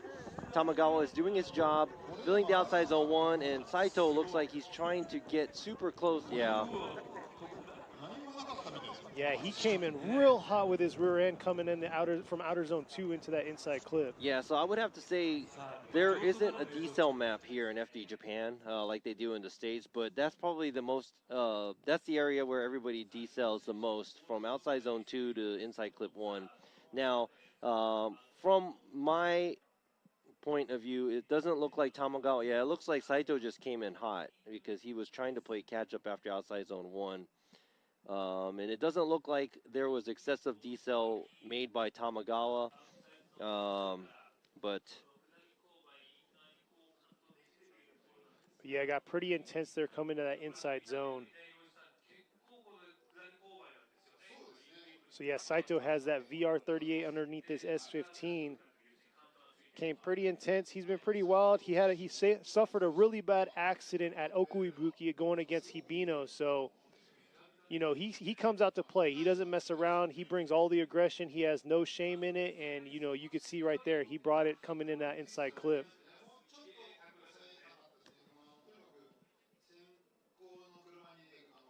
So we'll see here. Yoichi Mamura is going to go left to Tamagawa. Ryan Lontaine going to Tamagawa, and Robbie Nishida going for Tamagawa. So Yoshihiko Tamagawa gets the win and moves on to the top 16, and he'll be going against Kanta Yanuguida. yeah, I mean, Saito, looks like he just had his car gripped up way too much when he was leading. He couldn't make it out to the outside zones. He couldn't feel the zones the way he was supposed to. And looks like Tamagawa was doing what he was supposed to when he was leading, but Saito just came in a little bit too hot behind Tamagawa. So better luck for Saito for next season, because that is it for him for this season, and Tamagawa will be moving on to the top 16. So yeah, Saito debuted that car second round, so we'll see him next year, hopefully with, you know, same intensity, but ready to go in these battles. Yeah, I like that. I mean, he just had to dial it down a little bit. You know, I like how you want to give chase like that. Like the way Minoa chased Tayashi earlier after the inside clip going to the outside zone 3. He was just like, you know, I don't want to give you any kind of space. And that's exactly what we want to see. And that's that really, was really full exciting. control over that, too. That's the thing. Exactly. Controlling yourself in that chase position. So it looks like we got 6 more battles. Yeah, thank you to the course guys out there. They're cleaning the track up right now. There's a little bit of debris But hey, that was left from the contact we just had right now. thanks for the viewers out there. I know the time right now is pretty wild, so I appreciate y'all out there viewing. Yeah, so that's a, you know, like you said, broom master. Yeah. The witch broom that Japan uses. Exactly. A lot of people say. But yeah, the real Supra one. Robbie's checking out the chat Yeah. right now. So yeah, we do have the chat live and reading what you guys are posting. Not everything, but we're reading as much as we can as we're, you know, talking about what's going on in the track. But yeah, this track is beautiful track. It offers, like I said, 6 different courses. And like he said, when people talk about Fuji Drift, it's usually at the drift park that's right up the road, which they just refinished the pavement up there and, you know, painted everything back up. Yeah, so yeah, I guess it's 9 o'clock somewhere in the U.S. Thanks for sticking around to watch. 2:20 a.m. The broom that's 2JZ swapped. Yes, that is. Everything swapped 2J. My TV at home is swapped with the 2J. Oh, There's there the you go. champ right there, Koichi Yamashita. He's already a champion. Wonder if he's watching our live stream. No, he's probably watching maybe some kind of drama series or something. No, but yeah, he's probably looking at himself right now. But no, he's sitting a little over 400, so he's got a solid 100-point lead on all these drivers. Yeah, so that's the leader and the winner of the championship this year, and he also won the championship last year. And he won Fuji in 2019. So we weren't here last year for Fuji because obviously the 2020 Olympics, they were having the cycling portion of the Olympics here, so we didn't have an option to come out here. But it's good. It held that anticipation for the beautiful backdrop that we have to finish off this season. I think it should be like this every season because 2019 it was like we were battling a typhoon. So it's nice to be out here with this beautiful weather. Little chilly, but not too bad. But clear skies. Yeah. So now at the start line we have car number 770 leading, or Yusuke Kusaba leading car number 4, Tetsuya Hibino. Kusaba is in his Cusco Racing A90 Supra, and Hibino is in his LB Works LB Racing S15. Turbo. 2 beautiful cars right here, and here they are going to come around this bend to the 3-2-1, and we can hear them coming around to outer zone 1, screaming. And Hibino's got a little shallow there, but let's see how Kusaba's going to finish off and see if he can keep playing that solid run. He's given down, and look at that, Hibino trying to close that proximity in outer zone 3.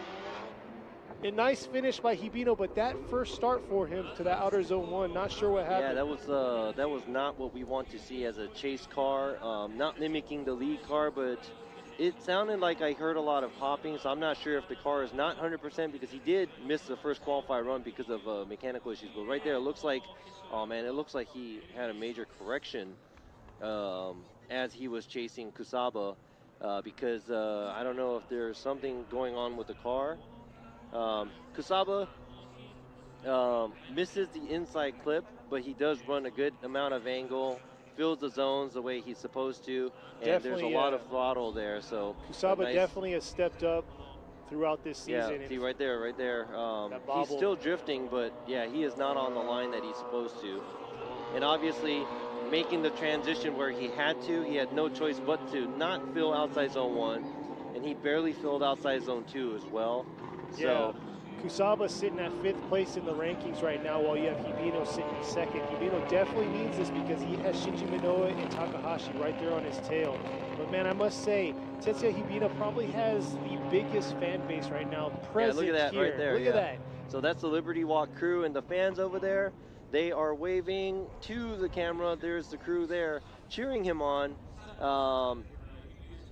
You see the LB racing, the Liberty Walk flags that they have. They're doing the bonsai right there. Yep. The hooray, hooray of the Japanese style hooray right there. And if you're here viewing in, go check out their booth. They got a sweet Lambo and a Hakosuka's out there too, right? The Hakosuka Coupe. Woo. Oh my God. Beautiful car. And yeah, I would take the Hakosuka over the Lambo. I'm a big fan of those old cars. But here we go now. Tables have turned. Hibino is going to be leading Kusaba. So now Hibino definitely made a little mistake there. He's going to pick it up right here. Coming around this 3-2-1. Already in a full drift. Coming into that outer zone 1. Look at that. Filling all of outer zone 1. This is what we wanted to see from Hibino. Look at that hard flick. Coming into this inside clip. Beautiful job. Kusaba trying to stick his way to the inside portion of Hibino, and man, I must say Kusaba did a pretty good job on that chase. But at the same time, Hibino did. That's what Hibino should have laid down on his qualifying run and in his chase. Exactly. That was a very beautiful run by Hibino. Let's go ahead and check this out.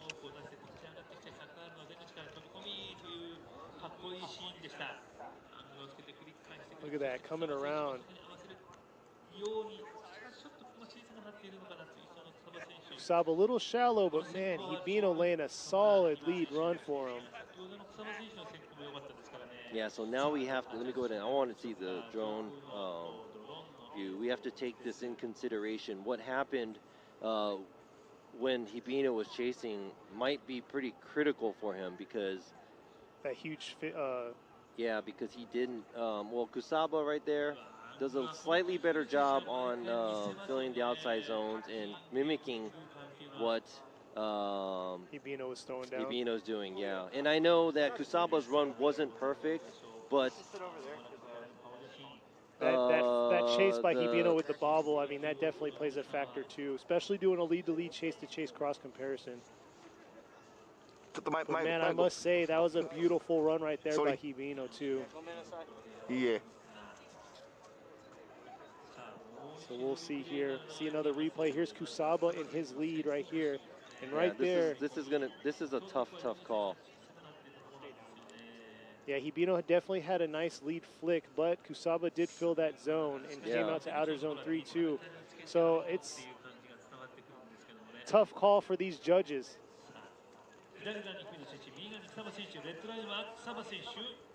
Here we go. Looks like Yusuke Kusaba is going to get the win and move on to the top 16. And man, that was a tough battle between the two. Man, so I think the critical, it was a hard call.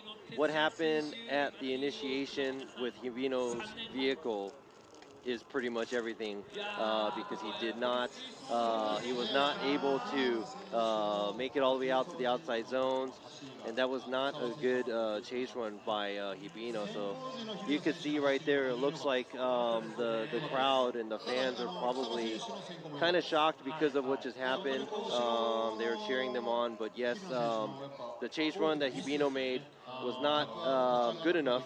And his lead run was very, very beautiful. But at the same time, Kusaba's lead run wasn't that bad compared to. But if you compare it to the chase part of it, Hibino's chase is just not acceptable because of the B line that he had to take and not filling the zones at all. So.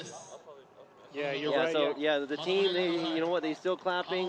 Great job to a very, very successful season, because think about it, this is the first time they're doing Formula Drift Japan. That's a brand new build that they made at the beginning of the year, and they made it all the way through. Now they're still in the points race for second place. Yes. I'm not sure where this is going to play along in the championship series, but great job by the Liberty Walk team and Hibino for a very successful first year, rookie year. Exactly, rookie year, new car, new build, new everything. So congratulations. But here we are going on to our next battle in our top 32 on the right side of our bracket is going to be number 38, Tadahito Fukada, going against number 93, Monkey Ito. Fukada is going to be in the lead, and Ito is going to be in the chase. Which impressed us yesterday because it was out of the norm of how he usually throws his foot. Yeah, he's usually the gentle giant, but he came out swinging from the first ball fight. Look at him here today, coming into outer zone 1 with mad angle, coming into outer zone 2. But look at Ito right on his tail. Ito keeping that proximity. Ito That's is what we not want to giving see. him any space. No room to breathe. There they go, finishing off strong, and beautiful job by both drivers. Wow, that was very, very intense because I couldn't see Ito at all because he was basically mimicking every move Fukada was doing. Now, yes, Ito's line was a little bit smaller as they got closer to the finish line. It looks like he was catching up a little bit too much, but let's go ahead and check this out. He tries to mimic Fukada. Fukada does a good job leading too, but right there, Ito is not giving him any space. And right there, it looks like he was starting to pass him on the inside with the smaller line, but I would have to say that's to an acceptable level because he had that proximity. So now let's check out how close he was to Fukada from the bird's eye view given us by the Drone Association in Japan. Right there. I love how he tucks right here. He tucks right into his Ito's pocket. like, boom, right there. Locks into his pocket. Attacks, and he's like, yeah, a smaller line, but good proximity. Good job by both drivers. Man, that's awesome how Ito literally just came in and magnetized himself straight to the side quarter panel of Fukada. So we'll see now here how is Ito going to do in his lead position as Fukada's in the chase. And like you said, Fukada, you know, he's bringing some flair in this last round of Formula Drift Japan.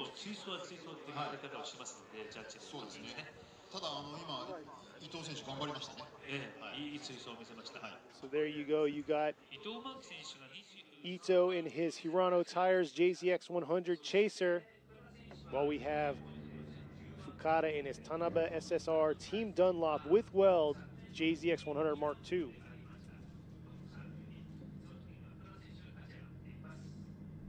So we'll see here how Ito's going to do in the lead position.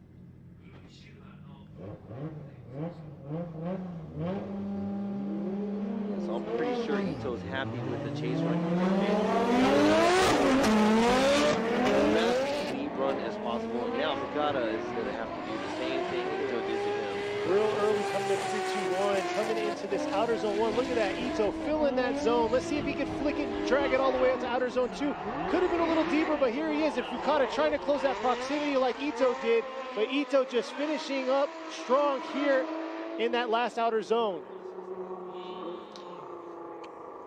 The depth in that outer zone could have been a little bit better for Ito, but let's see the replay here.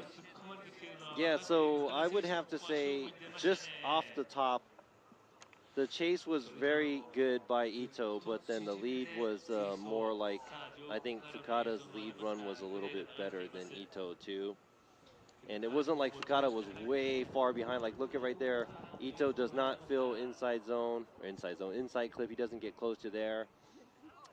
It looks like Fukada was running a little bit more angle throughout the track as well. Let's go ahead and check this out from the top.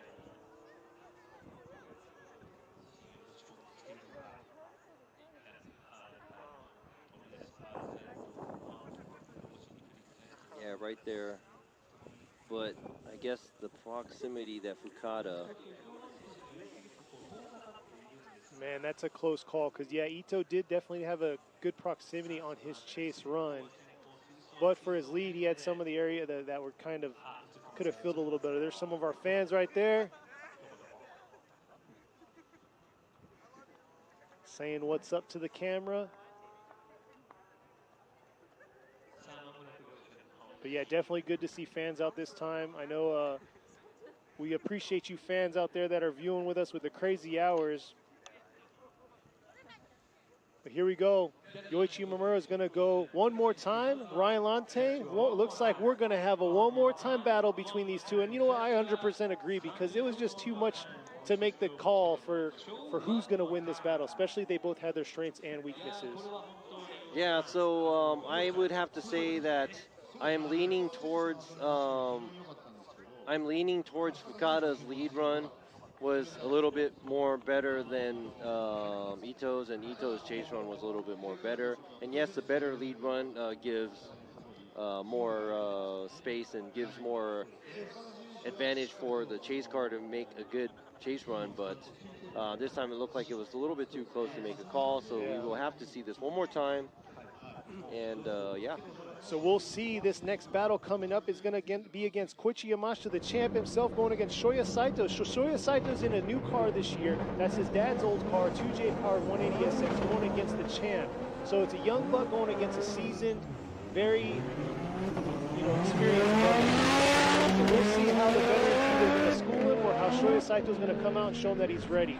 Yeah, he's ready for the big boys right here. Now they initiate. Man, it looks like... Oh, Look that's a good job, yeah. It's like by both drivers. And, oh, it looks like Saito's trying to creep up to Look at Yamashita. Yamashita's throwing down right there. It looks like Saito's still staying with him in that cloud of smoke behind him. Man, we lost them in that outer zone 3 because Yamashita was throwing down. Yeah, his car is like a bullet. I mean, know. He just like goes. Here they are right here, coming around into that 3-2-1. And right there, I mean, Saito doesn't fill the zones as much as he's supposed to, but he is just trying to keep up with Yamashita, try to keep the proximity tight between these two cars. There you go, the champs fans right there, up at the top, holding those big old signs for him. Yes, he's with Team Weld, Koichi Yamashita, our points lead. Yesterday he was sitting at 421 before qualifying. He won in 2019 here at Fuji, and he took the title last year in the 2020 series.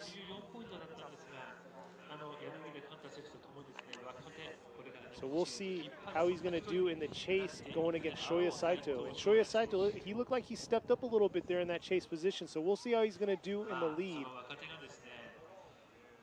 Yeah, you know, I would have to say that it looks like Saito is...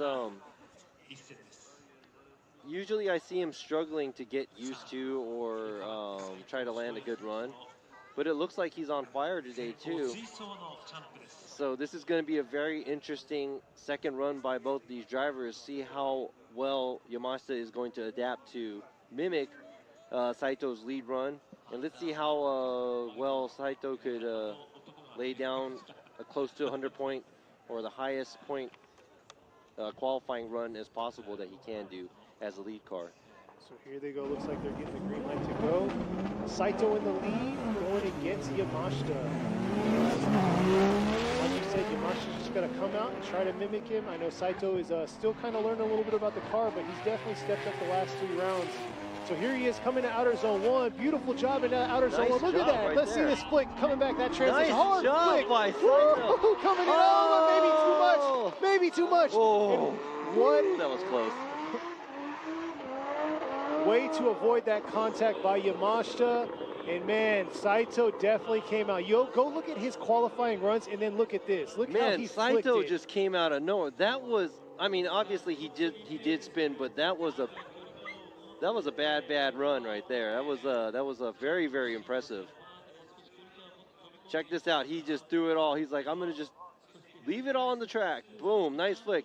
Even if he could have made it, that threw off Yamashita. Yeah. And that's the champ right there. That threw off Yamashita. So let that's- me go ahead and see. Make sure there was no contact by the chase car right here. I don't think there was. Because that hard flick made Yamashita adjust, and he kind of dipped a few tires out of outer zone too. So we'll see here how Saito flicked it. Look at this. Coming around, boom. Yamashita's like, oh. Oh. Actually, there wait. was. Yes, there was contact. Oh. All right, let's go ahead and check out more replays here. I'll let Robbie explain more about that. But yeah, you saw that contact definitely affected Saito coming in that inside clip, causing him to spin out. If it's contact, we're looking like it's contact, but we're going to look at another view. You viewers are going to see this replay also. But here we go. Here they are coming in from outer zone, coming into outer zone 1. His hard flick here. Yamashita dove in and looks like he might have tapped his left rear coming in that inside clip. The reason why I'm telling you there was contact is because there's a guy on the track right now picking up debris. Yes. Yeah, so man, and what's the rules on contact is the chase can't affect the lead run. And right there you could see how that caused Saito to spin out coming into that inside clip. But here's another replay right here. So we'll see. So this is Shoya Saito in the lead while Yamashita's in the chase. And here's the flick. And that's where the tap happened on the left rear of Shoya Saito. So if you're just viewing in, this is the Yamashita already did his lead. Shoya Saito was in the lead this time, so they did the tables got turned, and then all of a sudden, Shoya Saito, you'll see here, had a little bit of contact after the outer zone 1 coming to that inside clip. So here you go. Here's another replay. Here they are right here. Came in a little too hot to Saito and kind of tapped him right there. Now, there was contact. We confirmed by looking at the car and also the debris and stuff like that, and the footage right here. This shows that there was contact by the lead, chase car spinning out the lead car. So, and I would have to say, I mean, Saito's lead run was pretty good. Yeah, that's probably the best Saito's driven so far, especially the hard angle that he's thrown. Oh, I like that. I like the new Saito. I don't know if it's a new or if it's the end of the season. He's like, I'm just, hey, the car's going to be stored. Yeah, and you have to understand, Saito's like 18 or 19. I think he's 19 now. 19, right? Yeah, and, he went from an SR-powered S15, and now here he is with a heavily built 2J in a 180SX, so huge power plant underneath the hood. So he stepped his game up in power, and, it's been intense. His dad's been driving this 180 for a while. His dad moved up to an A90 Supra, but, yeah, you can see that contact right there once again. So we'll see here, get the official results.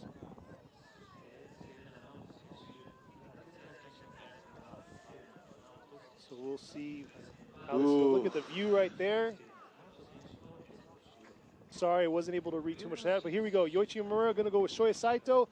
Ryan Lontaine and Robbie going with Shoya Saito. So Shoya Saito gets the win. The 19-year-old beats the champion right here at top 32. And I know Yamashita came back and he wanted to get the win here at Fuji because he did win this round 2 years ago. And I know he was back for another win.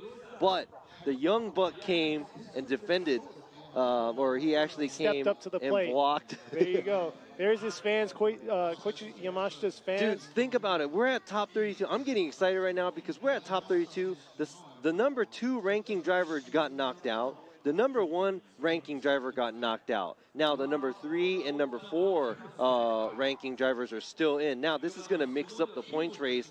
Hibino may even get dragged down to 4th right now, the way it's going. So I don't know. I don't want to say what ifs or buts in that, but I mean, you're right, because we have Takahashi still going up for he's going into top 16. You got Minoa going into top 16, and then Hibino and Yamashita got knocked out. Wow, yeah. And you know what, man, Saito's flick at outside zone 2 was close to how all the 90, or that was like a 90-point run for sure. That was like mid 90-point run, I would have to say, yeah. Especially the way it looked like how he was going to finish it off. Yeah, there's the boss from Team Weld, Ito over there. He's waving at their fans and the supporters, but it's just too bad that they got knocked out. I know they wanted to come and get one more car run trophy to add to their collection, but you know what? Hey, you know what? You're still the 2021 champion. So. And, yep, 2020 and 20 back-to-back champions. So that's something to be proud of. But let's move on to our next battle coming up, which is going to be against Hidehiko Sugita in his C33 Laurel going against Tsubasa Takizawa in his JZX 100 Mark II. So now we got a Laurel. This is probably the only C33 Laurel that I've seen in our series. I think the only RB in the top 32 today. Ooh, RB against 2J. Let's see what's going to happen right here. Now, Takizawa is a very veteran driver. Yeah, go check out Takizawa's YouTube Superstar channel. Yep. So here they are coming around. So you got Sugita right there coming into outer zone 1 in the lead, flicking it back real subtle on that flick, but look at that, Takizawa right there trying to close that proximity in the outer zone 3, not able to fully commit and close that proximity, but... Yeah, it looks like Takizawa washed out a little bit after they made the transition to the outside zone 2, going to the inside clip. He does not get close to the inside clip where Sugita, not a high-paced run, but he does pretty much lay down a pretty solid run where he is trying to fill all the zones and clips. Here they are right here.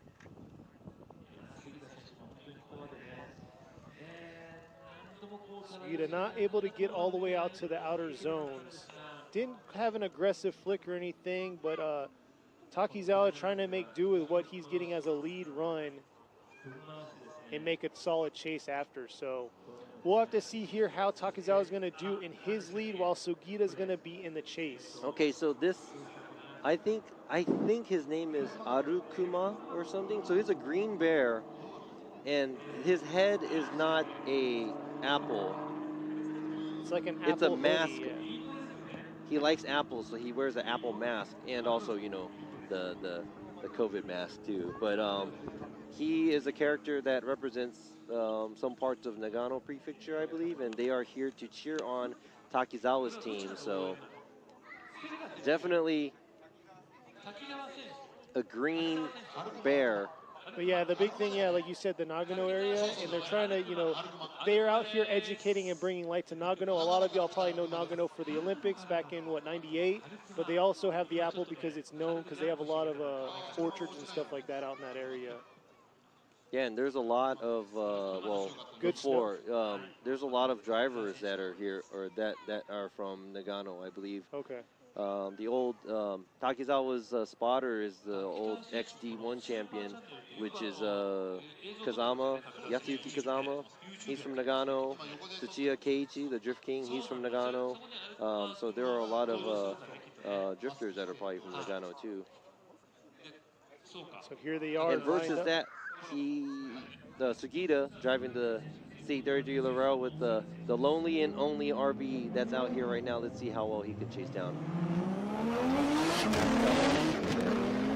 There. And it's Zeknova Japan Superstar Channel JZX 100 Mark II. And look at that, initiating real early, coming up to that 3-2-1. Coming into this outer zone 1, beautiful job by Takizawa, coming around to outer zone 2, but look at, huge correction by Sugita right there, but Takizawa obviously can't see it and isn't phased by it, and finishing strong right there to the finish. Yeah, Sugita right there definitely made a huge correction from outer zone 1 to outer zone 2. Here's the replay coming up right here.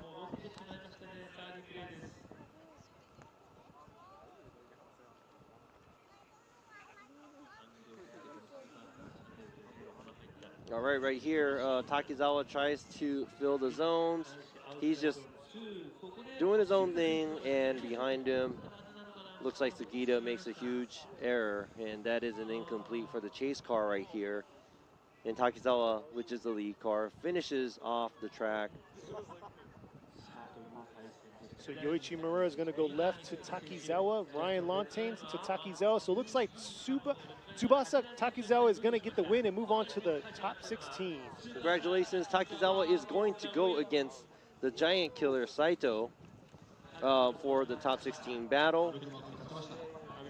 Tough luck for Sugita. He is knocked out here early at top 32. Looks like the bear is moving on to top 16. We will be able to see the green bear a little bit more. So looks like he's really excited. Or his stomach hurts. Or exhausted from jumping up and down. Yeah.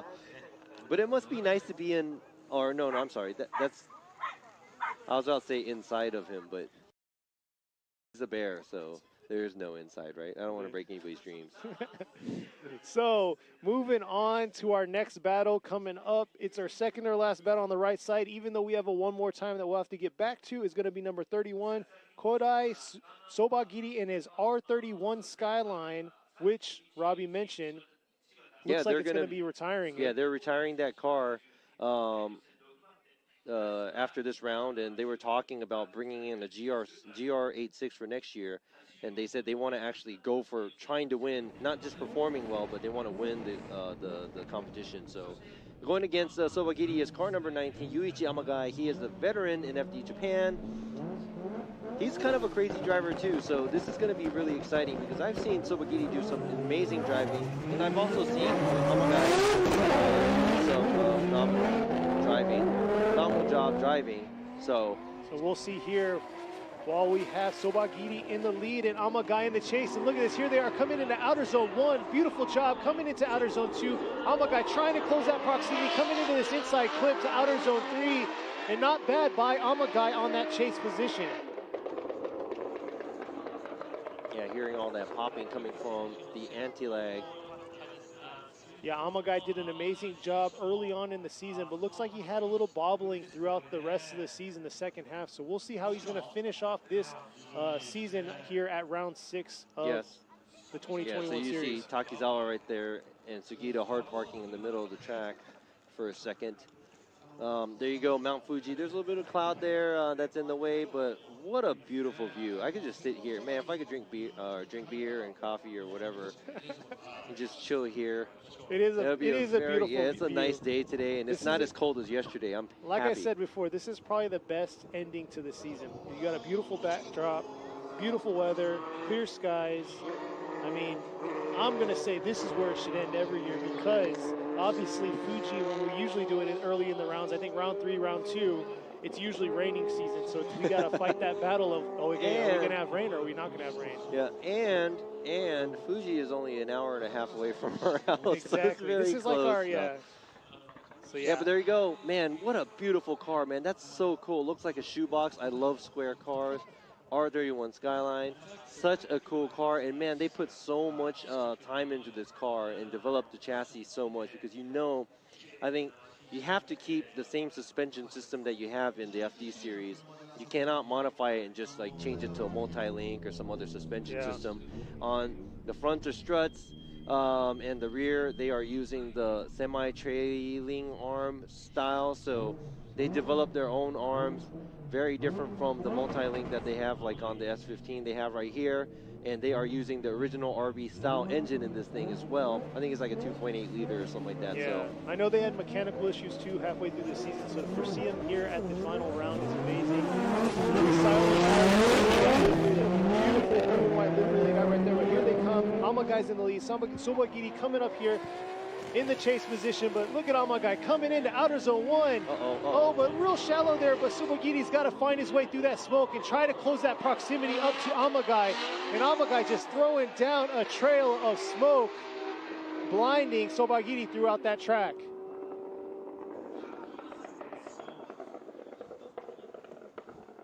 So we'll see here on this replay on how everything went.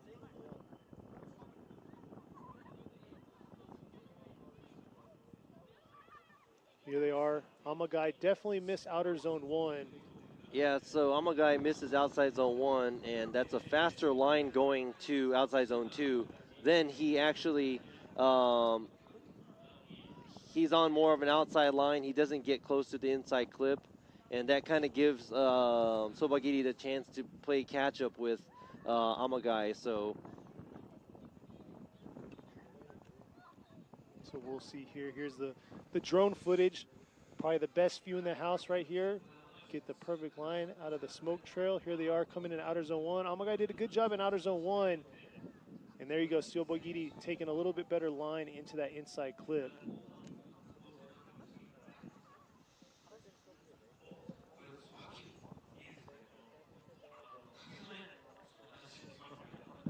yeah, it says Sobagiri right there in kanji, so which is his first or his last name, Sobagiri. Kodai, very hard kanji. I can't read so much kanji. So I had to ask Robbie. I was like, hey, I don't know what that says. But we'll see here. He's got his fans out here. So let's see what the call's going to be. There you go, another view of Mount Fuji. But yeah, that was just what you just saw was Yamagai in the lead on their second run, going against Kodai Sabagiri and his team Shibata Cylon Tire R31. While Yamagai was in his perfect style with good ride S15. So here you go. Yuichi Yamagai is going to go one more time. Ryan Lontang going right to Sobagiri, and Robbie Nishida going one more time. And that's what I'd like to see right there is a one more time battle between these two.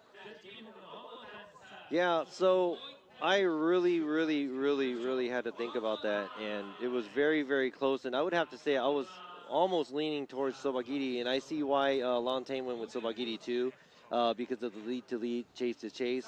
But to me, it was a little bit more incomplete on both ends, and it was just worth seeing one more time to see who's going to do a better job. And speaking of one more time, though, here we are going back to our previous battle that we already had. They're doing their one more time battle going against Tadahiro Fukada with Monkey Ito. So here we are, a Mark II versus a Chaser. Both powered by a 2J, but both on different tires.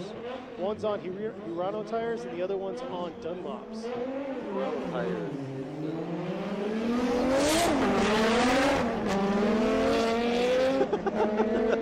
That's what okay, okay, one's a Chaser, one's a Mark II. That's probably better.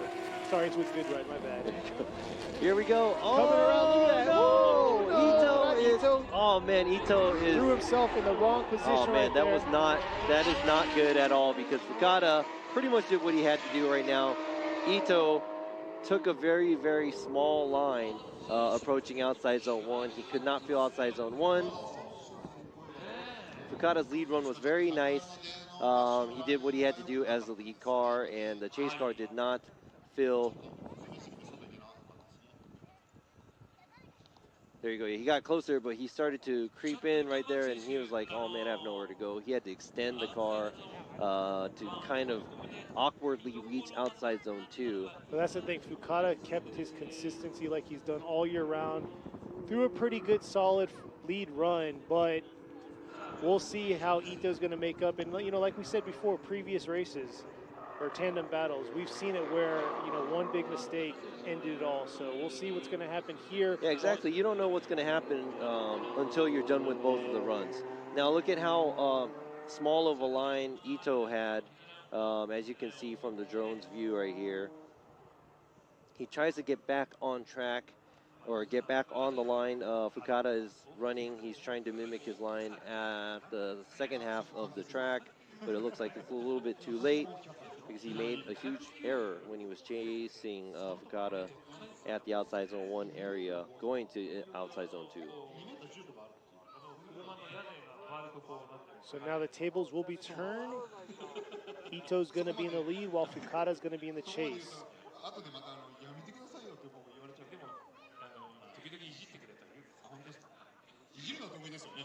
Yeah, that was rough because last run for the one more time, Ito actually closed his proximity amazing against Fukada, and that kind of kept him in the race to get this one more time battle. Yeah, he did. And very unfortunate he made that mistake early on in outer zone 1, but we'll see how Fukada's going to adjust himself to Ito's driving. So, oh, I'm sorry. Oh, no, go ahead. I was just going to say, keep his proximity because he didn't have too much proximity. He had a little bit of a gap last time, so we'll see how he's going to do it this time. So Ito runs JZX chassis specialized shop, Ito Auto Service. Headquarters in Rubber Tire, which they do online parts. They sell online Fukada, the gentle giant, being in the series from day one.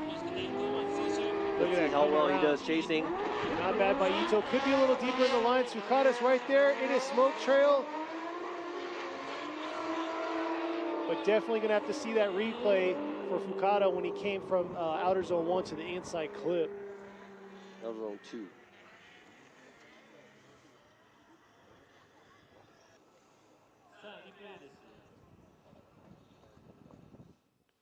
So here's the replay right here. I'm a little worried that Fukada might have straightened. From the end clip to outer zone 3. Yeah, right there. This is where we're going to have to double check on the drone. Here it is right here, the drone footage for Fukada's chase, Ito's lead.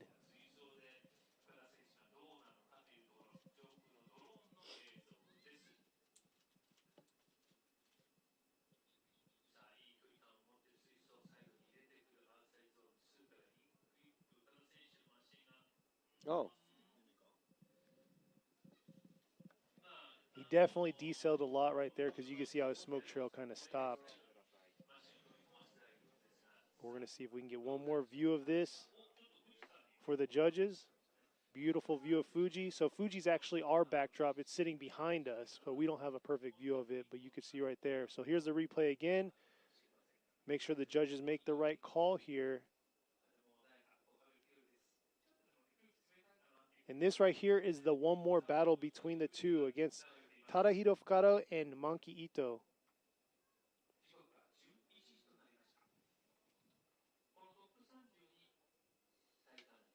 But yeah, Fukada got a 90 on his qualify run, while we have Ito with an 85 on his qualify run.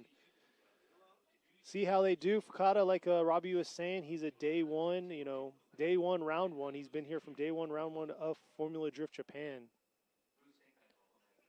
Definitely gave us some flair yesterday during his qualify run, getting a 90. But between the two, Fukada and Ito, they're definitely not making it easy for these judges today. So we'll see.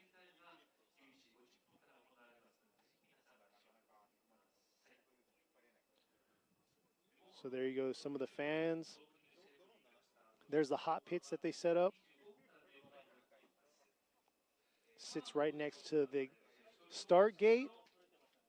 We'll see here.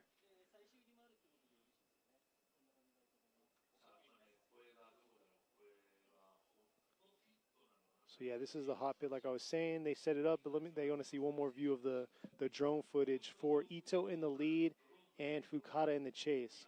So the biggest mistake or bobble that Fukada had was coming from outer zone 1 right here. You could see how he lost his smoke trail and it almost like he straightened up coming into that outer zone 3. So they're just ensuring that it was they're making the right call to make sure it was either a complete straighten, which could cause him to get an incomplete on his chase run, because at the end of the day, it's a lead-to-lead, chase-to-chase cross comparison. Yeah, so it's like this is the fact and what we can see. So there you go. Yeah. So this is a big factor where I think. There you go. One more time. Yeah, I think the Ito's chase run was unacceptable when he was chasing Fukada at the outside zone 1 area and going to the outside zone 2 area. And next, Fukada's chase run. I think Lantain saw it as not that big of a problem of, getting shallowing up there. And I think me and Yoichi saw it more of like it was a major, it wasn't a straightening, but it was very, very shallow to the point where that's going to affect him where the chase run is not going to be good enough. And the lead chase to chase part of it, it kind of washes each other too. So I definitely see at first too, before I started to dissect the runs, I was almost about to say Fukada, but now we're going to go one more time. So, yeah, we're going to have to see one more time of that battle. So let's go ahead and the final, or supposed to be the final battle of the right side bracket, Nobushika Kumakubo versus Junji Yamamoto. There you go. Yuji Yamamoto in the chase in the 2J. Oh, made a huge mistake there, but here you go. Kumakubo in the lead in his VR-powered 370Z.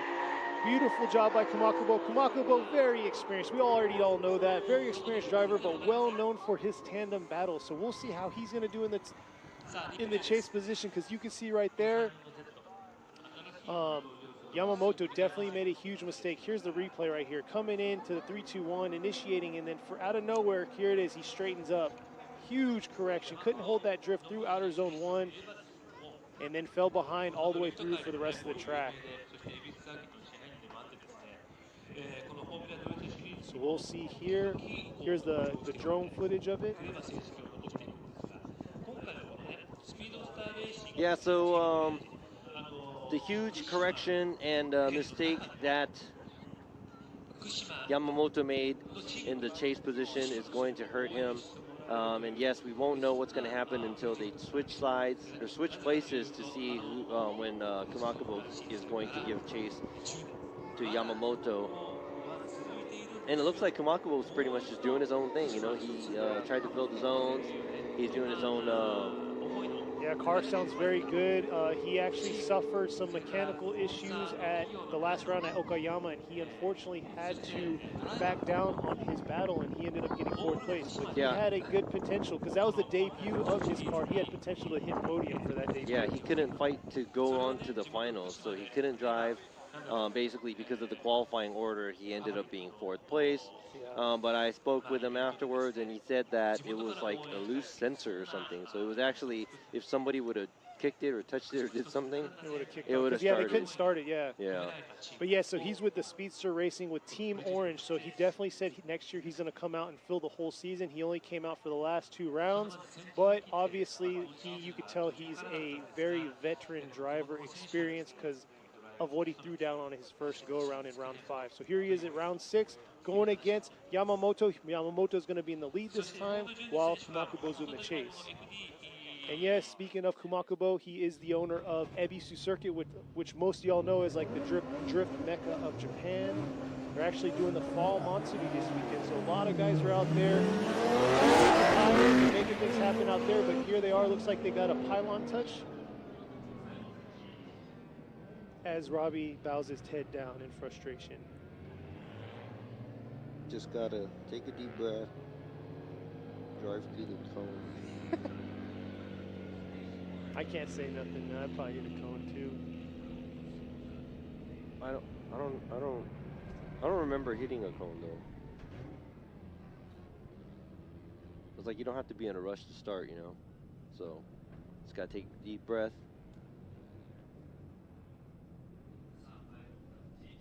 They were mentioning there's no American cars out here. There was actually a Euro car, or there's a Euro car in the finals, but there was another one yesterday. The Audi was out here with a V8. Yeah, but they had mechanical issues too, and they just couldn't.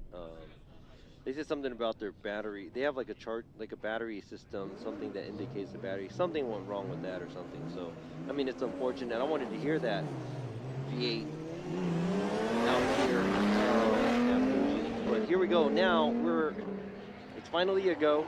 Got through the gate. Here we go. Yamamoto in the lead. Kumakubo in the chase. Kumakubo closing in, dialing into Yamamoto right here, coming into outer zone 2. Yamamoto carrying it through, but look at that. Kumakubo able to drag it all the way out, but is he gonna?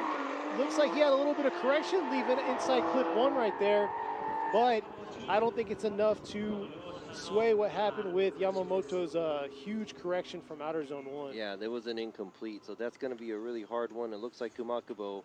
We will double check watching the replay, but behind Yamamoto, Kumakubo is not making any mistakes that is major enough to give him an incomplete, so that's not going to equal out to what happened with Yamamoto. So yeah, that would be a pretty easier call for us to make. We'll see here. Yoichi Mamura is going to go with Kumakubo, Ryan Kumakubo, and Robbie with Kumakubo. So Nobushige Kumakubo gets the win and moves on to the top 16. Man, so the only FD that made it out to the top 32 is knocked out. For all you RX-7 fans, He is out. It looks like we're going back to our one-time battle. We got two one-more-time battles going up. This is our one-more-time battle against Yamagai and Sobagiri. Sobagiri's going to be in the lead and is R31 going against the S15 owned by Yuichi Yamagai. It's the perfect style. Racing, Yamagai.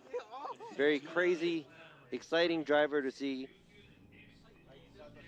And Sobagiri driving the legendary Skyline. I think all the Skylines are legendary. But R31 Skyline, packed with an RB. Now let's see what they will do going against each other for the second time. This is a one-more-time battle after their first one.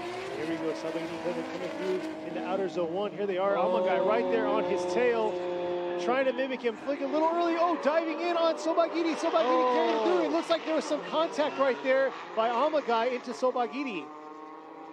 Woo. Like you said, Yamagai, that wild child coming out here, and man, he came out hard. You'll see after outer zone one, Yamagai definitely initiated a lot faster into outer zone two. Not initiate, but countered into outer zone two, and we'll see here what happened in that contact.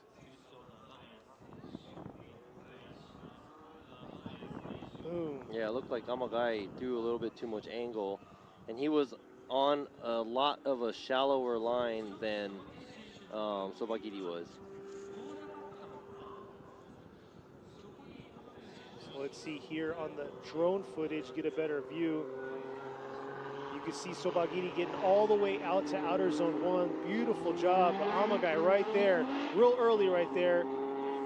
Yeah, so it looks like Yamagai dove in a little bit too much and outside zone two, because if you can see that drone footage, it doesn't look like Yamagai even tries to mimic Sobagiri's line and try to fill the outside zone two, where he kind of dove right in to attack to probably gain proximity, but it looks like he dove in a little bit too hard, where this is probably the biggest and the only decel zone that they have. And like I said, we don't have any decel zones mentioned for the drivers in the drivers meeting, but everybody should know that that's pretty much the area where everybody kind of decels to get to the inside clip from the outside zone 2. So I believe they are going to tape up his bumper. Square him away, but he does have the option for a timeout because he received the contact. Exactly, there was contact by the drivers, and if they want to, we have to assess fault, where most likely I'd have to ask the other judges too, but from what I see, it looks like it was Yamagai coming in a little bit too hot, but so we'll see here.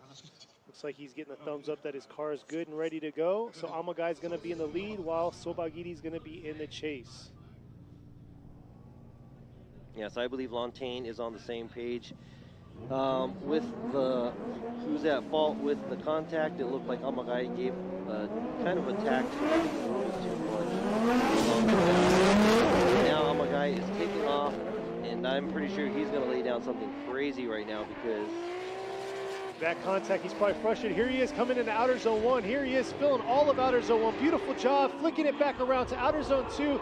Sobagiri trying to close that proximity through this inside clip. And Yamagai making a huge mistake, leaving inside clip 1 right there. Man, very unfortunate for Yamagai on both his chase and lead run.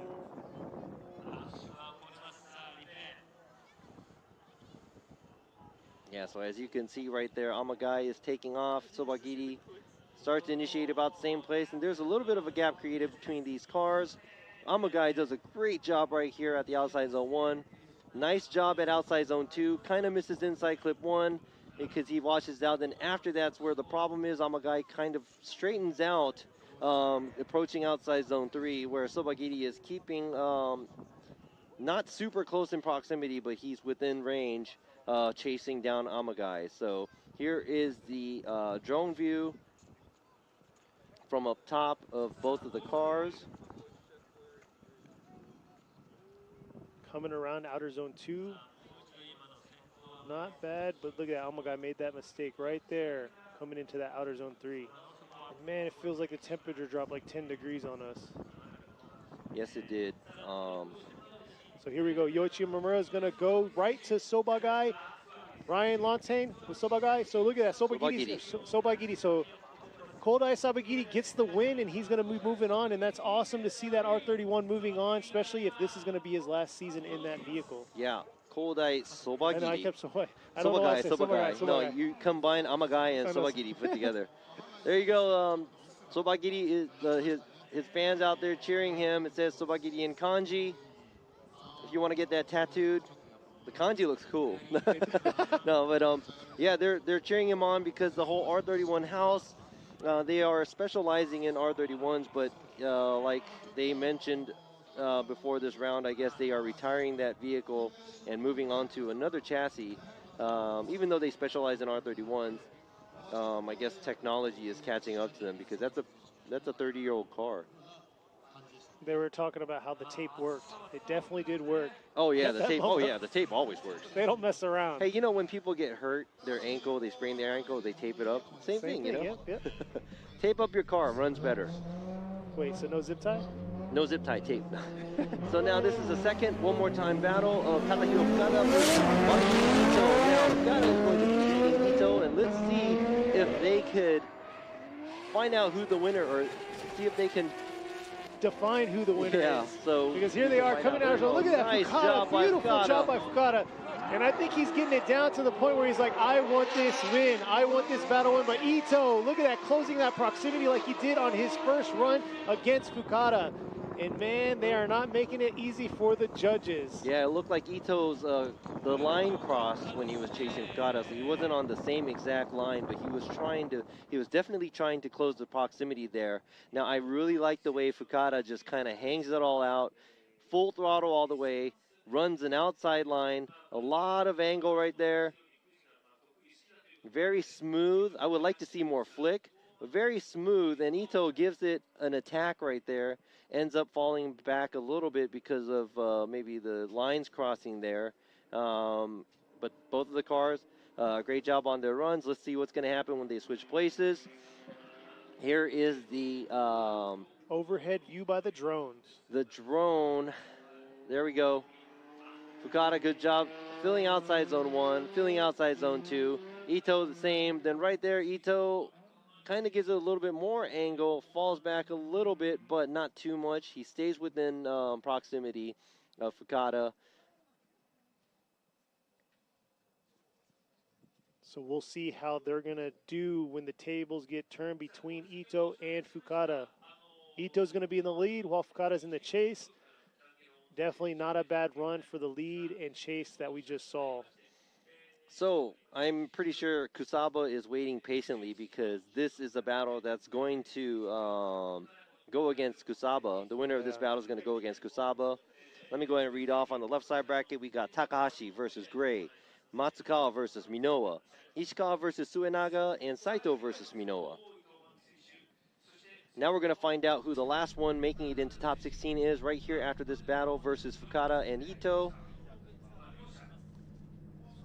Yanuguida versus Tamagawa for the first battle on the right bracket. Second is this battle, who's going to be going against Kusaba. The winner of this battle is going against Kusaba. Then we got Saito versus Sobagichi versus Kumakubo.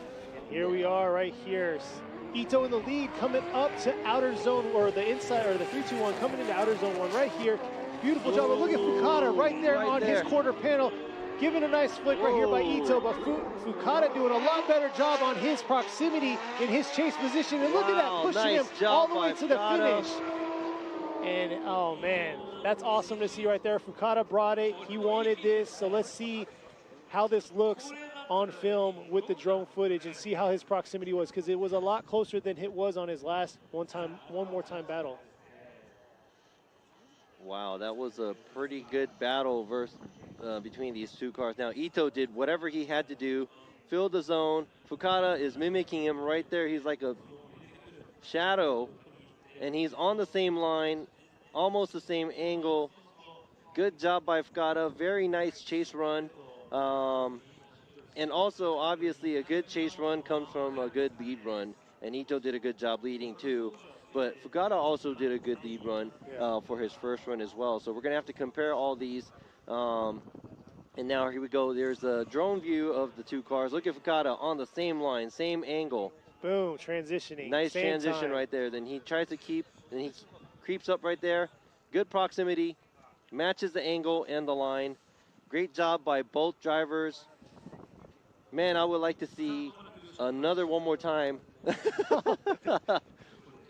I don't think they want to. I think they're tired of changing tires because, yeah, they were saying they're getting about 2 to 3 laps out of these tires on this track. But Yuichi Yamagai is going to go right to Fukada, Ryan Lontam to Fukada, and Robbie Nishida. So Tadahito Fukada is going to get the win, and he's going to be the final one moving into the top 16. Congratulations to Fukada, but really, really, though, great job by Ito.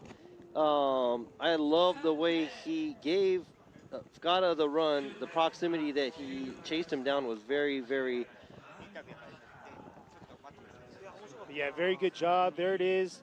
There's our backdrop. That is our top 32 to our top 16. So we got our 16 competitors that we'll do our intro on. This is our top 32 battle. And now we're going to see an interview with car number 770, Kusaba. Hello guys! こちらピットから草場選手にインタビューさせていただきたいと思います。まずはおめでとうございます。お時間いただきありがとうございます。なんとですね、このまま勝ち進むと年間2位に2位争いに躍り出たということでしたが、本当ですか？合ってますそれ。そのような話をちょっと聞いたんですけれども、そこまでごめんなさい考えてなかったですけど、そうなんですね。日比野選手とかの争いにもしかしたら勝てるかもしれないということでしたが、ご自身的にはいかがですか？日比野選手開幕戦負けてるんで、ちょっとすごい気合入ってたんで勝ててよかったです。2位に躍り出る自信はありますか？いや今日すごい車決まってきてるんで。いけるはずです。失敗しなければ。ありがとうございます。頑張ってください。頑張ります。If he can win this race, he can move on top 2 in this race in this year. And first race he lose with Hibino, so he want to win, and he is good condition in this car, so he want to do his best. Thank you.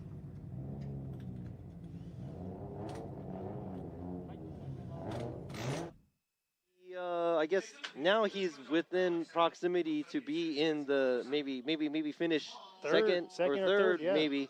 I'm not sure. I didn't do the math, but that's what she was talking about.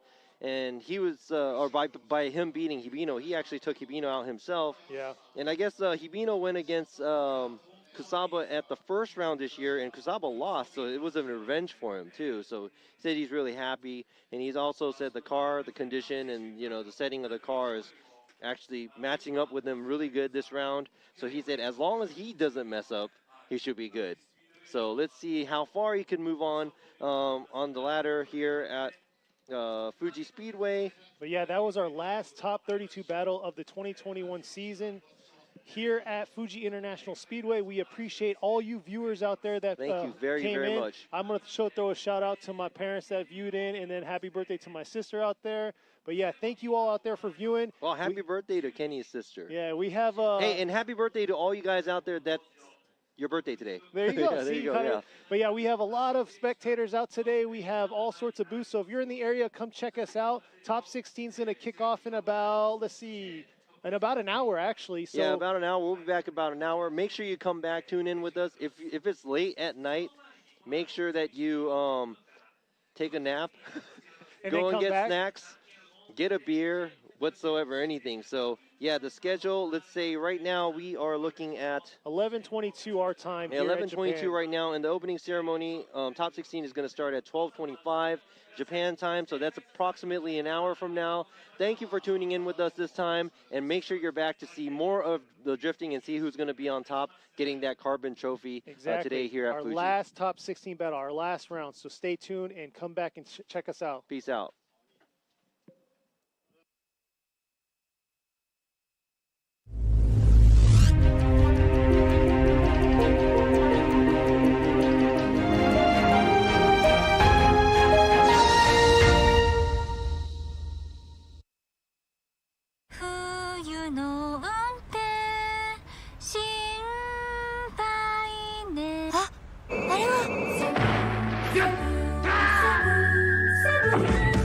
横浜タイヤのアイスガード7だ。滑りやすい凍った道でもちゃんと曲がる、ちゃんと止まる、高い安全性能を発揮。アイスガード7にしよう。セブンセブンセブン。やる。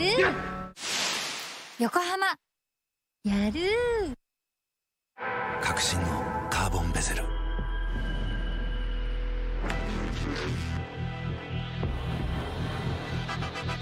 Bluetooth 搭載 G-SHOCK カシオ。